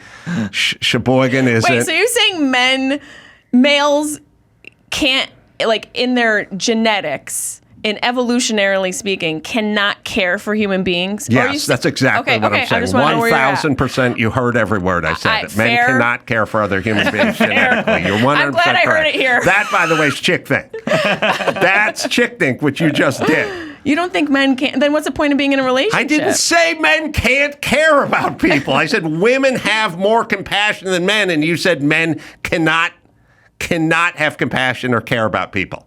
That's what you just said to me. I just told you I moved to a different neighborhood so my daughter could have a swing. Yeah. All right, that would be caring about somebody. Yeah, of course. Why did you interpret me saying women have more compassion to men cannot care about people? Because you called it chick think. Yes, it is. More compassion. Okay. Yes. And so I just was wondering if there's if the equivalent of male think is no compassion. No. Okay. They have some compassion, but with a sort of practicality to it. That makes sense. That is like these people are junkies and they're homeless and we can't let them sleep in the park. But there's also women who feel like they want to get them off the streets as well. Yes. Because I live in Venice. All women want to get them off the streets as well. I have compassion, but I'm also terrified, and I'm like, we need to deal with this issue. Yes. And so I understand what you're saying, and I kind of agree because the way LA kind of deals with homeless is they just rearrange them. Yes. So I don't know if that's also a chick thing in your mind, because it's just like kind of how I rearrange my furniture in my house. That's what LA's doing to the homeless. They're just, well, let's just put them in this corner and see what it looks like now. So, it's hard decisions that people aren't going to like is more the realm of the dude, like war. Like how many guys, if we storm Normandy, how many 19-year-olds are we going to lose? And the answer is like, well, what's acceptable? 30,000. You know what I mean? You go, all right, let's go in. That's a dude thought. Wouldn't you say like the spectrums, if we're going to talk about spectrums, there's chick think and then there's toxic masculinity. Mm-hmm. And those are the dualities and the polarities of the genders. Yeah, well, the whole thing about toxic masculinity is you're going to do a fucking commercial for Gillette where you show 7-year-old boys wrestling in the backyard in a barbecue and you call that toxic masculinity. That's just kids, and that's what guys do, and guys need to do that. And you don't want to scrub it out of the system because it's an important component for men to have contact, to wrestle, to kind of test the boundaries and things like that. What I'm basically, my overall supposition is we've decided that there's a bunch of traits that men do that we need to rinse out of the fabric of society. Not a good plan. Some, but not nearly as much as what they've been trying to do. And you could focus a little bit on chicks and their fucking shortcomings as well. It can't all just be one direction. Like, we're going to fix guys. No one ever does an interview and go, let me tell you what's wrong with bitches. They go, we got to get this toxic masculinity scrubbed out of it. But then it becomes this umbrella that covers kids wrestling at a barbecue. It which does is get not ridiculous. It toxic gets really masculinity. And you want a dude that grew up doing a little wrestling with his buddies. It's a better dude, a safer guy to be around. Yeah, That's same what way I'm you want saying. a girl who's been in touch with her feminine side or is compassionate. You want that. You want a sort of balanced, both of them to be balanced. I think the problem is also when it comes to child rearing, I don't have children, so I don't know. I'm just, the day drinking aunt that comes over once in a while and babysits. But it seems like that's toxic femininity right there. Get out! It seems like we got any more white wine? There's got to be some line because when boys cry, I notice a lot of parents are like, don't cry. Why are you crying? And then little girls, we tell them to be nice, make sure you're nice. I think the issues kind of lie in that. The language we're putting on our children from a young age, we're sort of imprinting the direction they should go based off of their emotional reactions, based off of their genders. I think we're all just freaking out. I think the bigger issue is all this terminology and labeling that's triggering people. Right. Toxic masculinity and all these words that I think make people feel like they're a part of something and they got to fight for it. Like, yeah, we got to fucking make sure it's still there. And don't take my testosterone and don't take my estrogen. Everyone's freaking out.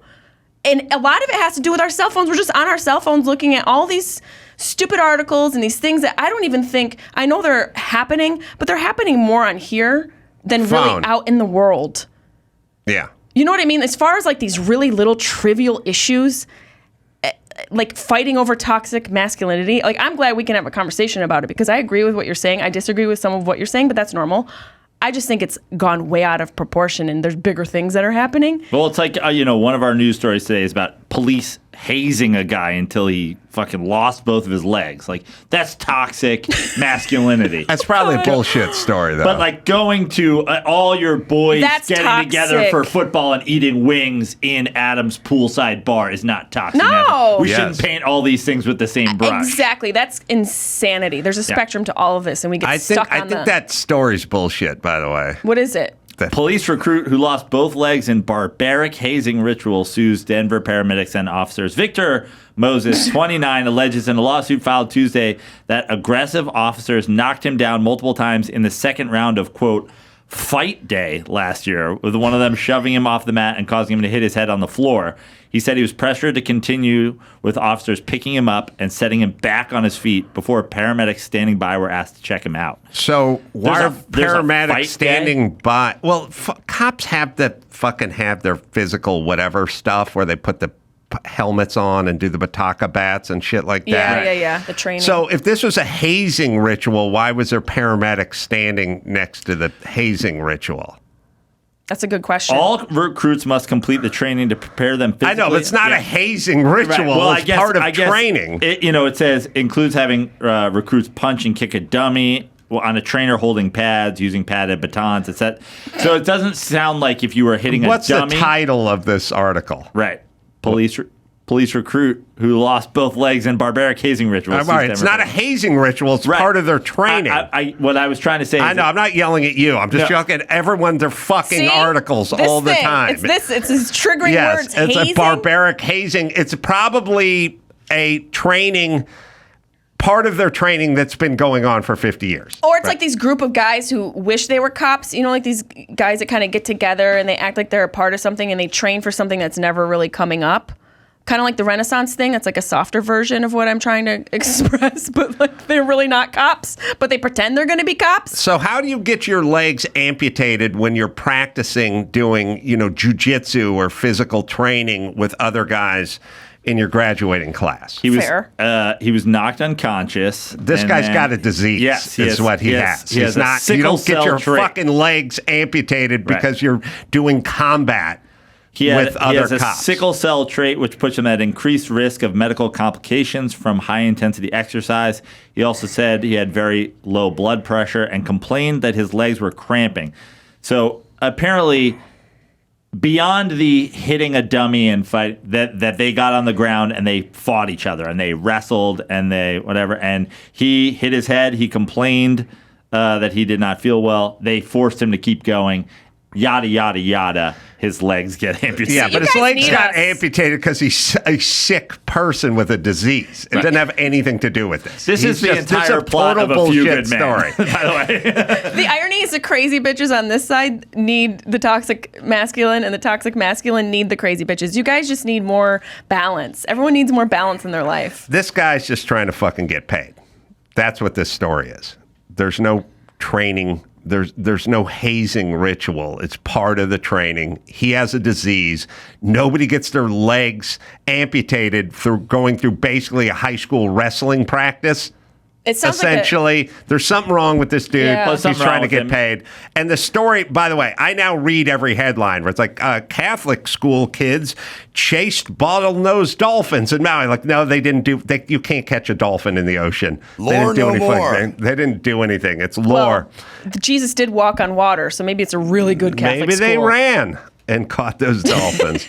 All right, let me give you guys a plug because Penelope Ann Miller is going to join me in a second. Jessimae, we should check out the podcast. Sharp Tongue is the name. Oh, now Thank we're looking you. at it. Thank the you so podcast much. as well. And dates coming up, right? Yes. Website, Jessimae with an I.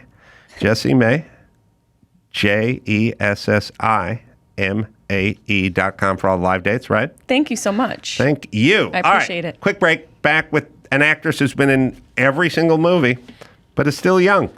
Penelope Ann Miller right after this. O'Reilly Auto Parts are in the business of keeping your car on the road. Friendly, helpful service and parts and knowledge.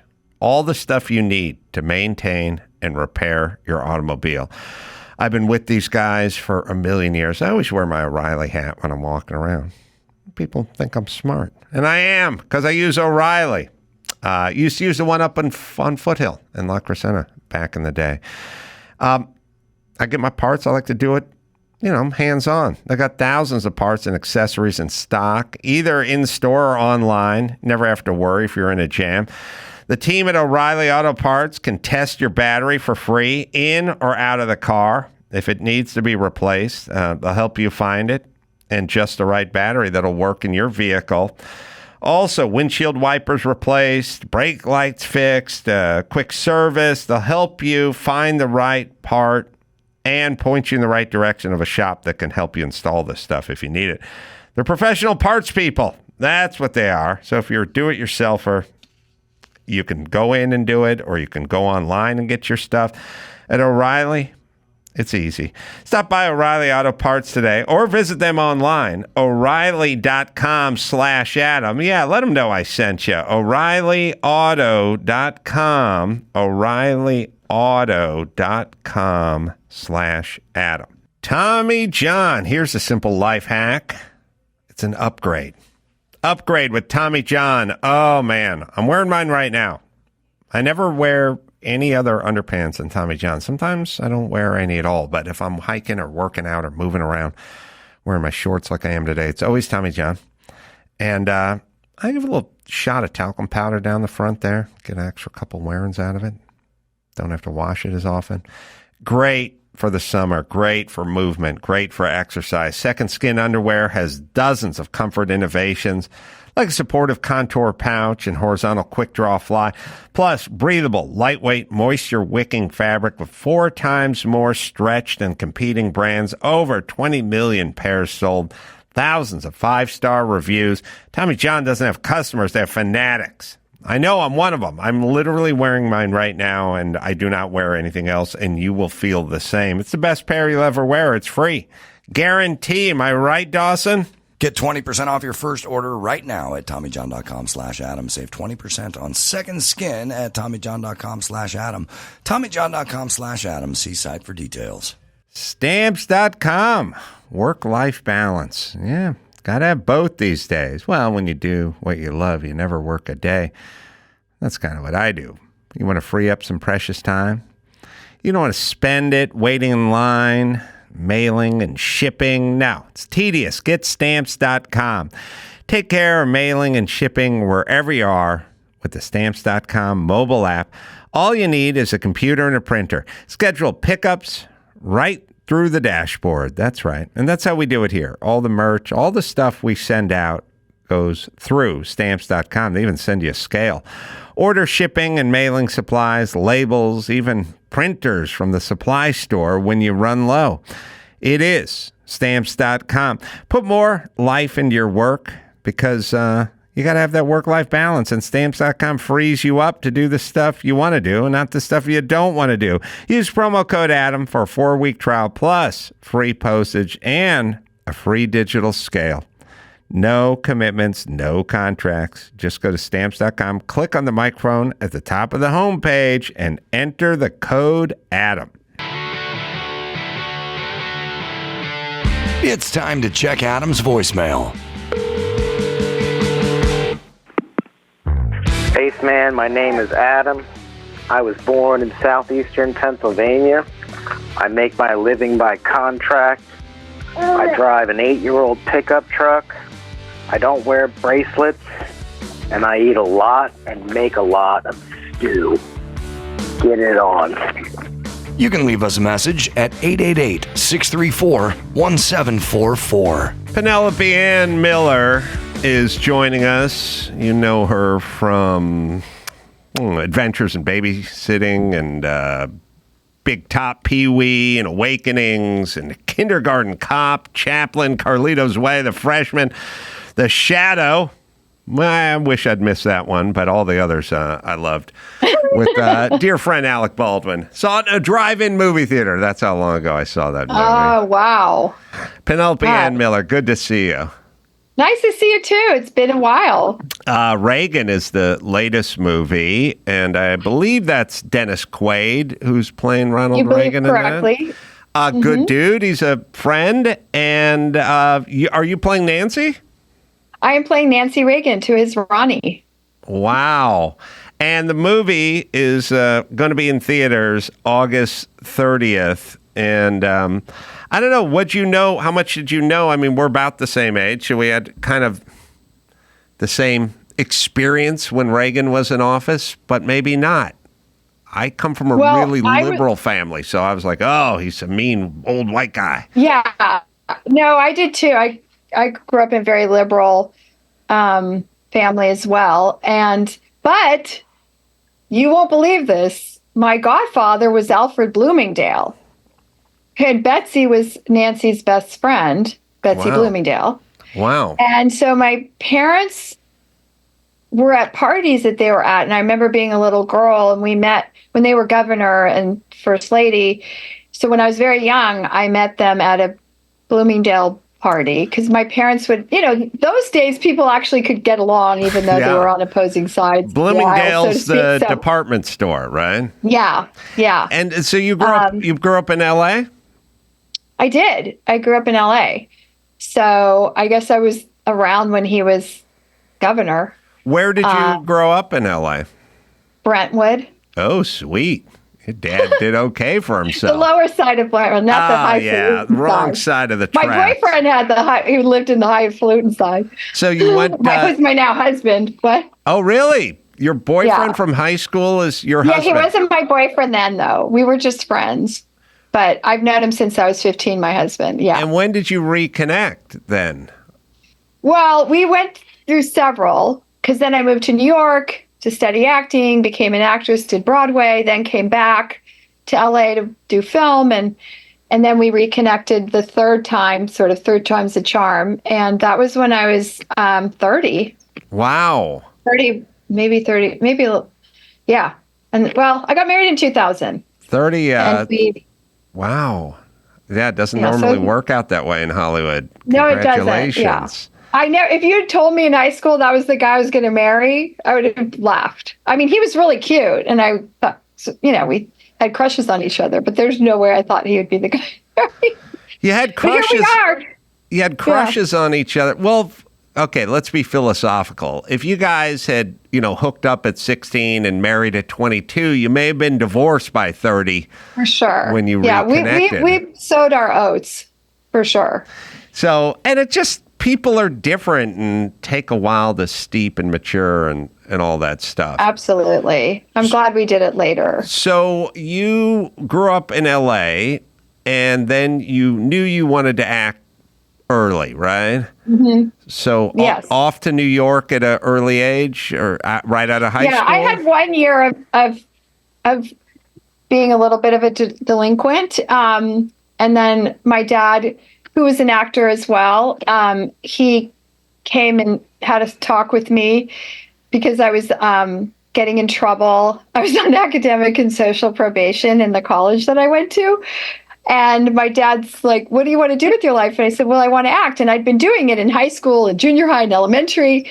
And there's no acting department at this school. And he says, well, then why are you here? And I said, I don't know. I think this is what you're supposed to do, I guess, go to college.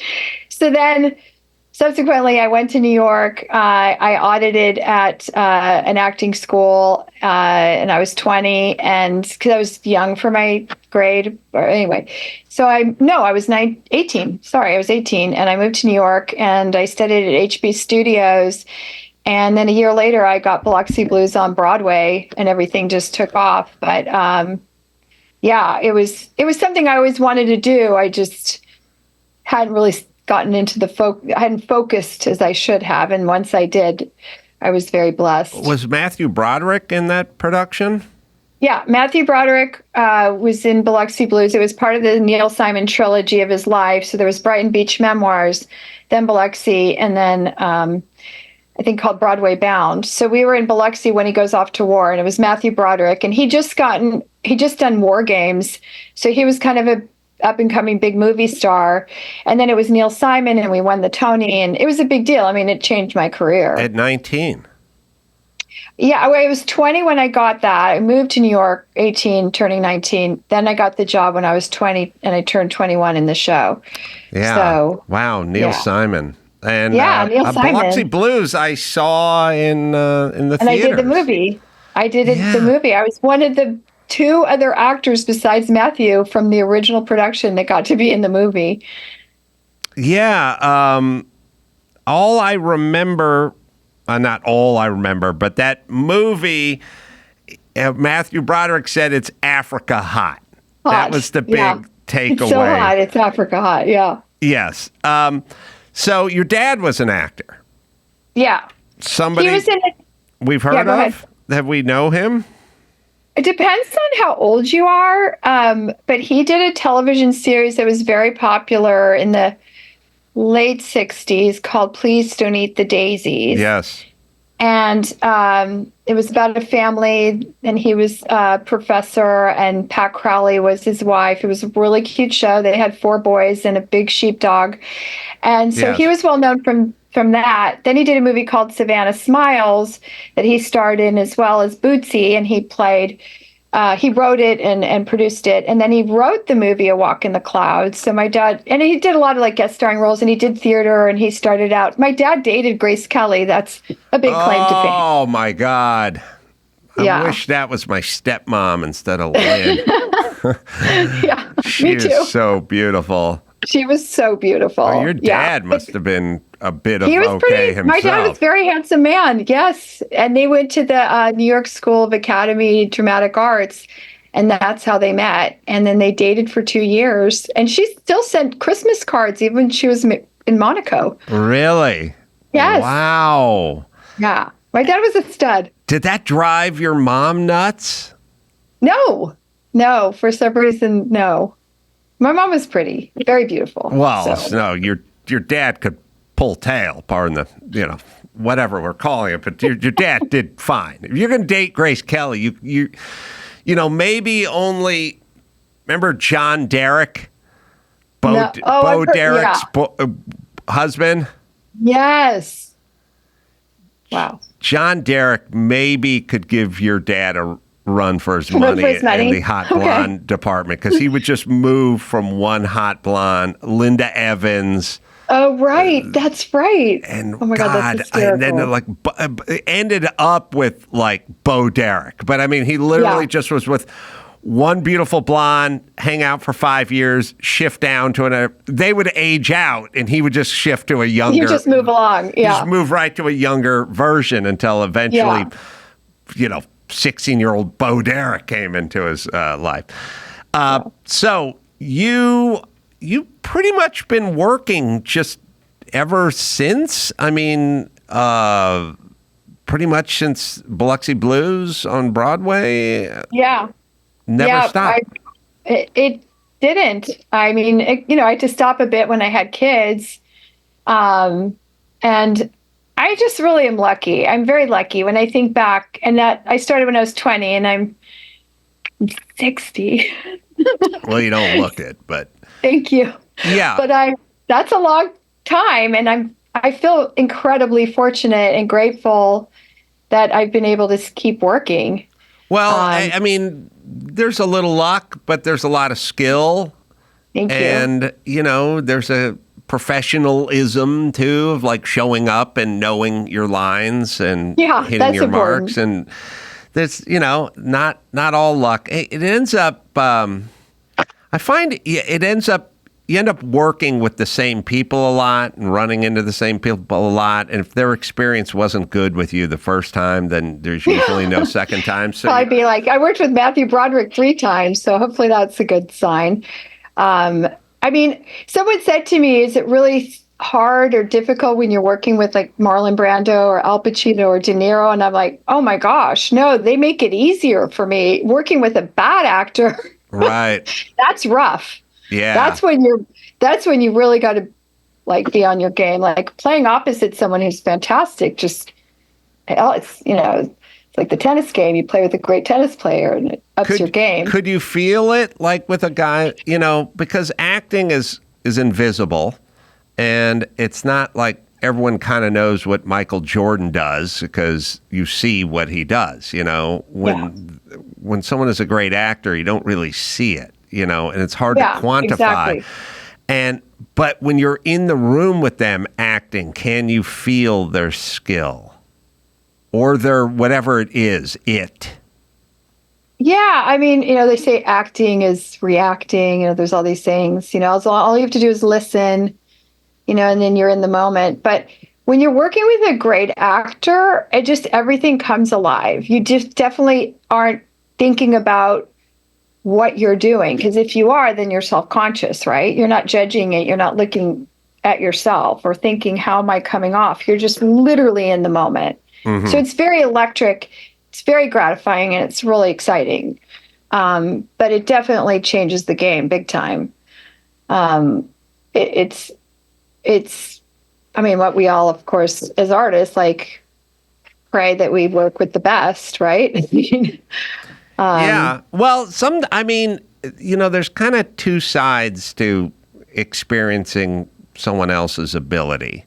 There's the side, I've told people this a lot, but I kind of got into radio and wanting to do radio because I would hear morning show guys and I would go, I think I'm better than they are. Like, I think I'm funnier than that guy is. And not asking the right questions either, right? Yeah, I would hear them and I would go, I'm better and I think I could do this. But once in a while, I remember also being young, and I'd see like Dennis Miller at the top of his game, just rat-a-tat-tat, thesaurus, not even inhaling, just pow, joke, joke, joke. And I remember looking at that going, I could never do that. I couldn't do that, Well, that would be intimidating, even though he was great. I was intimidated, So it's like, sometimes you can... I mean, that could happen too, of course, but I luckily have not. There's always that initial intimidation factor, right? Where you're like, oh my God, they're so great, and there's these icons, and I've been following their careers, and then you get to know them, and then it changes. I don't know if that happens with you, but well, it's weird when somebody like Marlon Brando becomes a person and not Marlon Brando, right? I mean, that's got to be. Yeah, it was not what I expected at all. When I first met him, he was like an hour late. We were in Toronto. No one even thought, my agents were like scared he wasn't going to even show up because he was pretty reclusive at the time. He wasn't really acting much. Is this the freshman, by the way? This is the freshman, with Matthew Broderick and Bruno Kirby. And he was like an hour late, and we were all going stir crazy. And Bruno Kirby was like in the lobby with a detective with the newspaper, saying Marlon's walking in, Marlon's walking in. Anyway, we're waiting at the apartment of our director, Andrew Bergman, and he shows up an hour late, and he walks in, and he is wearing a powder blue velour jumpsuit.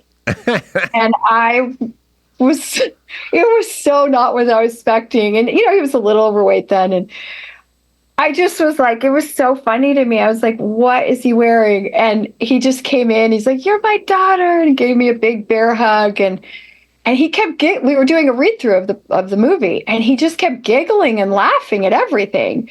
And he had a great sense of humor. He was really charming and fun.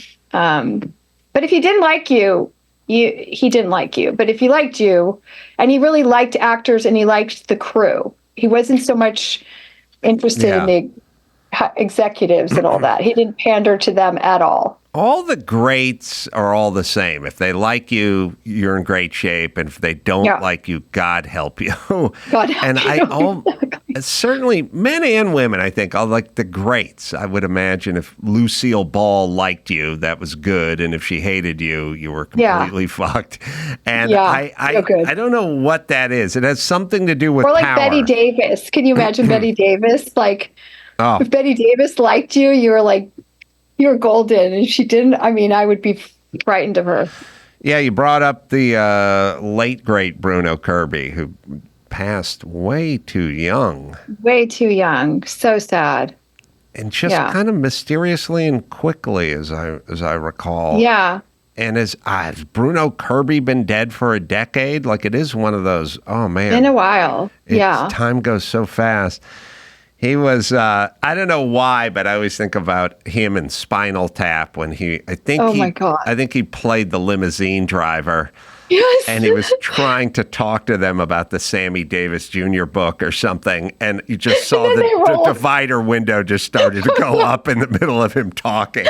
And that was so classic. That scene about... I love that movie. Don't you love that? We got to watch. I love that. We got to find that scene because... It was him talking to Rob Reiner after they raised the divider up. He was like, they don't get it. Sammy got it. Like he was still into the. Yeah. He was still and then he turns to him. He turns to Rob Reiner. Yeah. He starts talking to him. Yeah. Yeah. I don't know why, but that's the beauty of all really funny. All good movies have just little stupid things in them that are really funny for no real apparent reason. Died in 2006. Coming up on 20 years since Bruno Kirby has been I didn't dead. even realize it had been that long. God, He was such a character. He was such a character. And he was such a good guy, too. Very, very sweet. Very loyal friend, stayed friends, stayed in touch. It was like that. It's like Pee Wee Herman, Paul Rubens, same thing, who also died too young. Jesus, I forgot. Yeah, it's so, whoa. I mean, COVID kind of screwed up my calendar with all timelines and people dying, and I can't remember who, and I can't figure out who's alive. And like, I was like driving in the car, listening to Tina Turner the other day, and I was like, oh my God, she's dead, right? And like the person I was driving with said, she's dead, and I'm like, yes, I can't. We can't keep track. Can't keep track. We have that Bruno Kirby limo scene just because. What's the best tribute you can do is make someone laugh from the great from the great beyond. Okay. Here it is. Well, excuse me. Are you reading Yes I Can? Yeah. Have you read it? Yeah, by Sammy Davis Jr.? Yeah. You know what the title of that book should be? Yes I Can, if Frank Sinatra says it's okay. Because Frank calls the shots for all those guys. Did you get to the part yet where Sammy's coming out of the Copa, and it's about 3 o'clock in the morning, and he sees Frank. Frank's walking down Broadway by himself. Divider goes. Fucking limeys. Well, you know, they're not used to that world. Frank Sinatra, it's a different world that they're in. You know, it's just people like this, you know, they get all they want, so they don't really understand, you know, about a life like Frank's. I mean, when you've loved and lost the way Frank has, then you know what life's about. Oh my God! Why is that scene I so wonder funny? how much of that was improvised too. You know? Oh yeah. I mean, his voice too was so great. You know, when I was doing The Freshman, they had wanted me to come in for Awakenings with De Niro, and he and De Niro were really close. They have the same birthday. And I was scared to audition. It was Penny Marshall and all that, and Robin Williams. It's a great movie. Yes. But I was doing The Freshman because my first audition with Robert De Niro was a movie called We're No Angels that Sean Penn did, and Demi Moore got the role. Mm-hmm. But when I came in to read with De Niro, he literally was looking down at his script the whole time, did not look up at me once, and was very monotone through the whole thing. And I was like, it was the most bizarre experience. I walked out of the room and I burst into tears. I'm like, oh my God, he hates me. Like, maybe this is the sign that he tells the director, if I don't look at the girl, I'm not interested. Like, I don't like her. So I thought, there's no way he doesn't like me. And I'm telling Bruno this story. And Bruno's like, oh, Penelope, he's just really shy. Like, he's shy. And he said, so he didn't do that on purpose. He just says he has a hard time socially. And I went, oh, he's shy. And then I kind of felt sorry for him. Right. And I thought, oh, well, now my challenge is to, get him to come alive and make him feel comfortable. So then when I went in and read, it didn't help. I mean, it did help. Let's put it that way. That I knew Bruno and that I could say Bruno was my friend, and Marlon Brando, I was playing his daughter, all that. I'm sure helped, but my whole thing was like, I'm going to get him out of his shyness, and poor Bobby De Niro. Anyway, I got the role. So it is interesting that when somebody's quiet or even a little shy or introspective or something, all of whatever somebody is wrestling with within themselves gets kind of grafted onto that person, where they go, he didn't like me. I know he doesn't like, and you go like, he's just quiet. You know what I mean? That doesn't mean they don't like you. Or you go, oh, he thinks his shit doesn't stink because it's like, he's just quiet. It's weird when you're quiet, you will bring out the insecurities and like those around you oftentimes. It's kind of a weird joke to play. Just be quiet, like when someone's in the room or something, and they will start grafting on a bunch of qualities to themselves and to you. And usually, it's like we're giving ourselves way too much like power in the situation. They're probably not even thinking about you at all. They're just thinking about whatever their self-dialogue is, but we immediately go, they don't like us, or I did something wrong, or but and I'm circling back to Nancy Reagan. Nancy Reagan, when I did a lot of research to play her, actually I had to, I found that she kind of had that persona where people didn't know if she was nice or friendly, Mm-hmm. because I think it was a protective mechanism, and she was kind of one of those people who just watched, a lot. Mm-hmm. And I think, she was called the Dragon Lady, and she was pretty vilified during the White House years. But I think it was just that kind of protective kind of cover that she wore. Yeah. I mean, obviously she was fiercely protective of Ronald Reagan, her husband, and that was part of it too, because she just but you didn't want to cross Nancy either. But she also, like, all the people that I talked to that worked with her loved her.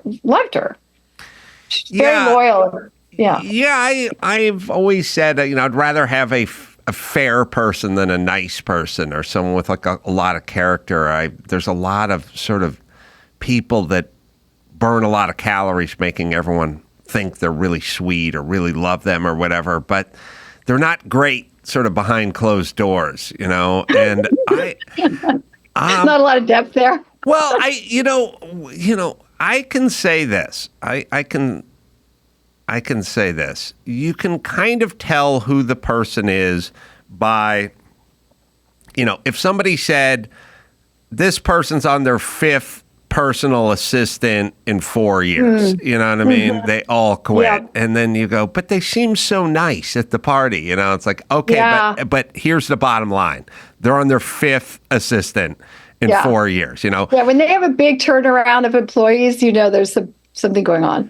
Yeah, versus the person that had the same assistant for 10 years, right? That's right. And they will, and me, this is a little cathartic for me, because I'm also one of those people that's not overtly nice, because it gives me a headache, because I think way too much of it is just way too much bullshit. Too much energy. But the reality is I've had the same employees and the same friends and the same circle and the same whatever for a million years. So you can't be bad and maintain that. That's right. It doesn't. People don't want to stick around. It doesn't make you friendly, and it doesn't make you gregarious. It just makes you consistent. Yeah. And then obviously inherently you're a good person, and are a nice person, even if your outward persona doesn't come off that. I would argue that being very fair and reasonable is nice. Yeah. Although it's kind of a low tech nice. Like it's not as fun as the person that's kind of the life of the party. But like being decent and fair, this is like a de facto nice quality. Not hurting anybody, never putting your hands on anyone, never doing anything to anybody. Negative, Well, somebody's, and this is a saying that probably people know, it's like when people ask you, would you rather be liked or respected?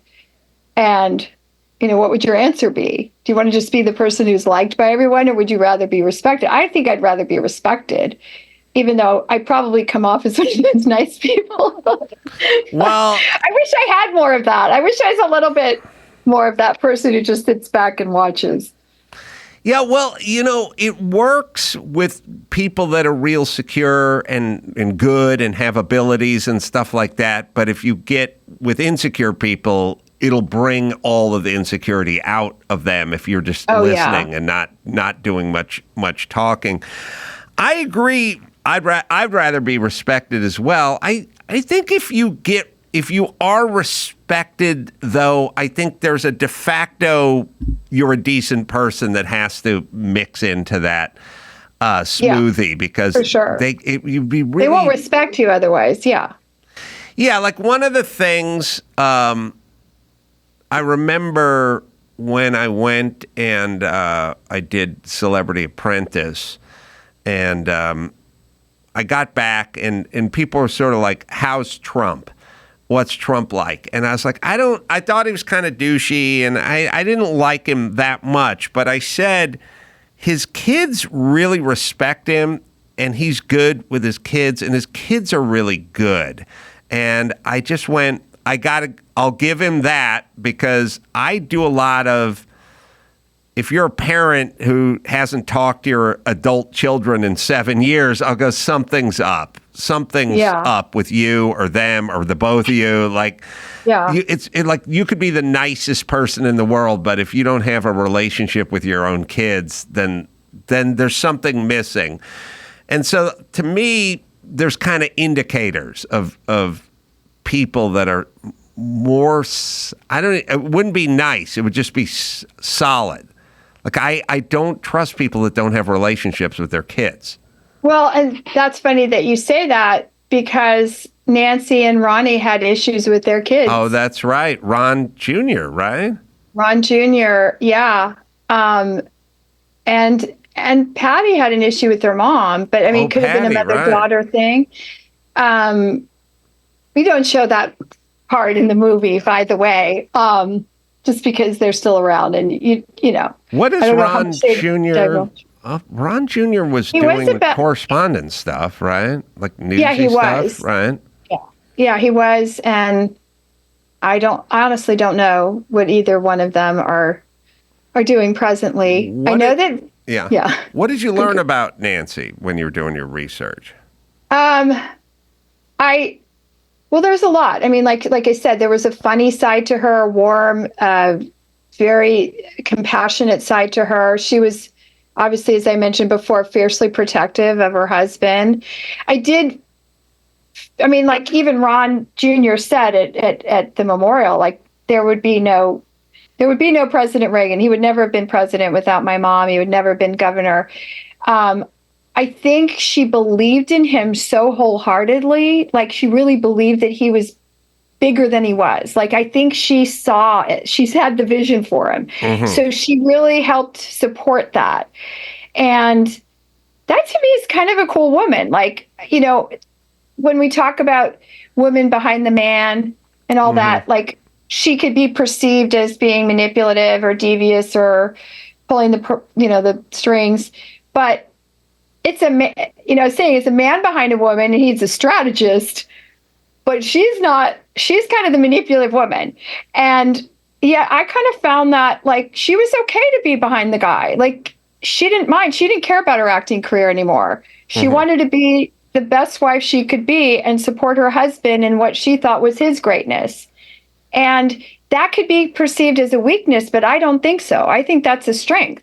Yeah. And so the fact that she made that choice, maybe the kids were a little upset about it, but ultimately, I think, you know, she kind of was an incredible figure as well. She was a stateswoman. She was like, this is my husband, and I believe he's capable. And she instilled that in him as well.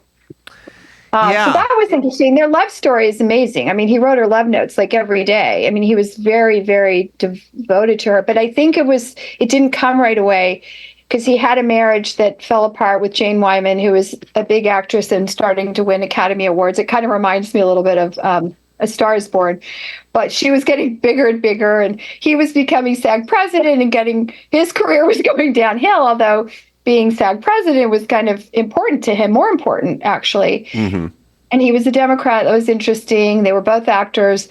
And when he met Nancy, I think he was very gun shy. I think he believed you only get married once. And I think that relationship, the decimation of it just devastated him.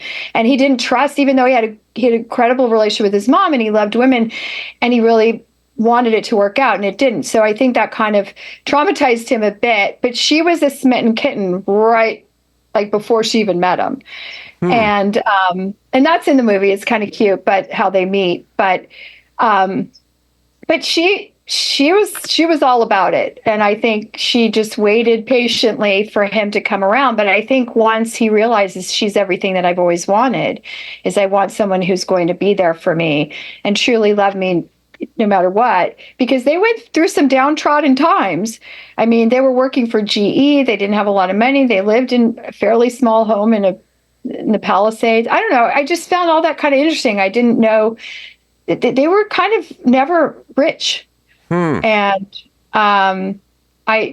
she even complained about getting bills at the White House. Like, I didn't know that you get an allowance or you get a certain amount of money, but the rest you have to pay for.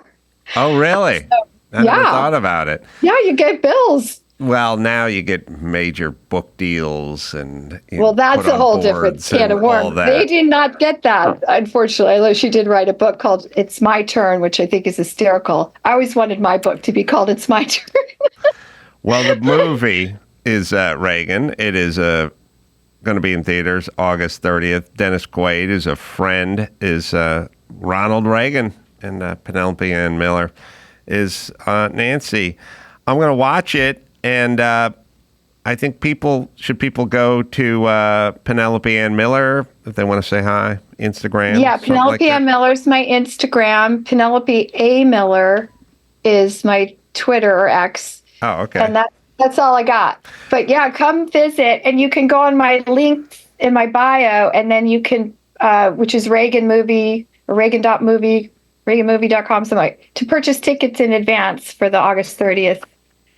Opening. Yeah, good producers. I know these guys and support a worthy movie. Penelope Ann I'm excited Miller, for you to see it. I am too. Like I said, I know these guys. Have worked with them, and Dennis is a friend, and so I am gonna watch it. So come back on whenever you like, whenever you want. Love it. Or just say hi. Yeah. Thank you, Penelope. You bet. All right. Yeah. Have a great day. Nice to see you. Appreciate it. All right, I'm going to be over at Kimmel's Club in Vegas doing stand-up on Thursday. A couple of shows there, then off to the National Automobile Museum doing a show there with Patrick Warburton. That'll be on Friday. The whole Newman collection's out there, so you can say hi. And go to AdamCarolla.com for all the live shows. Until next time, it's Adam Carolla for Joe Praino and Jessimae Peluso and Penelope Ann Miller saying mahalo.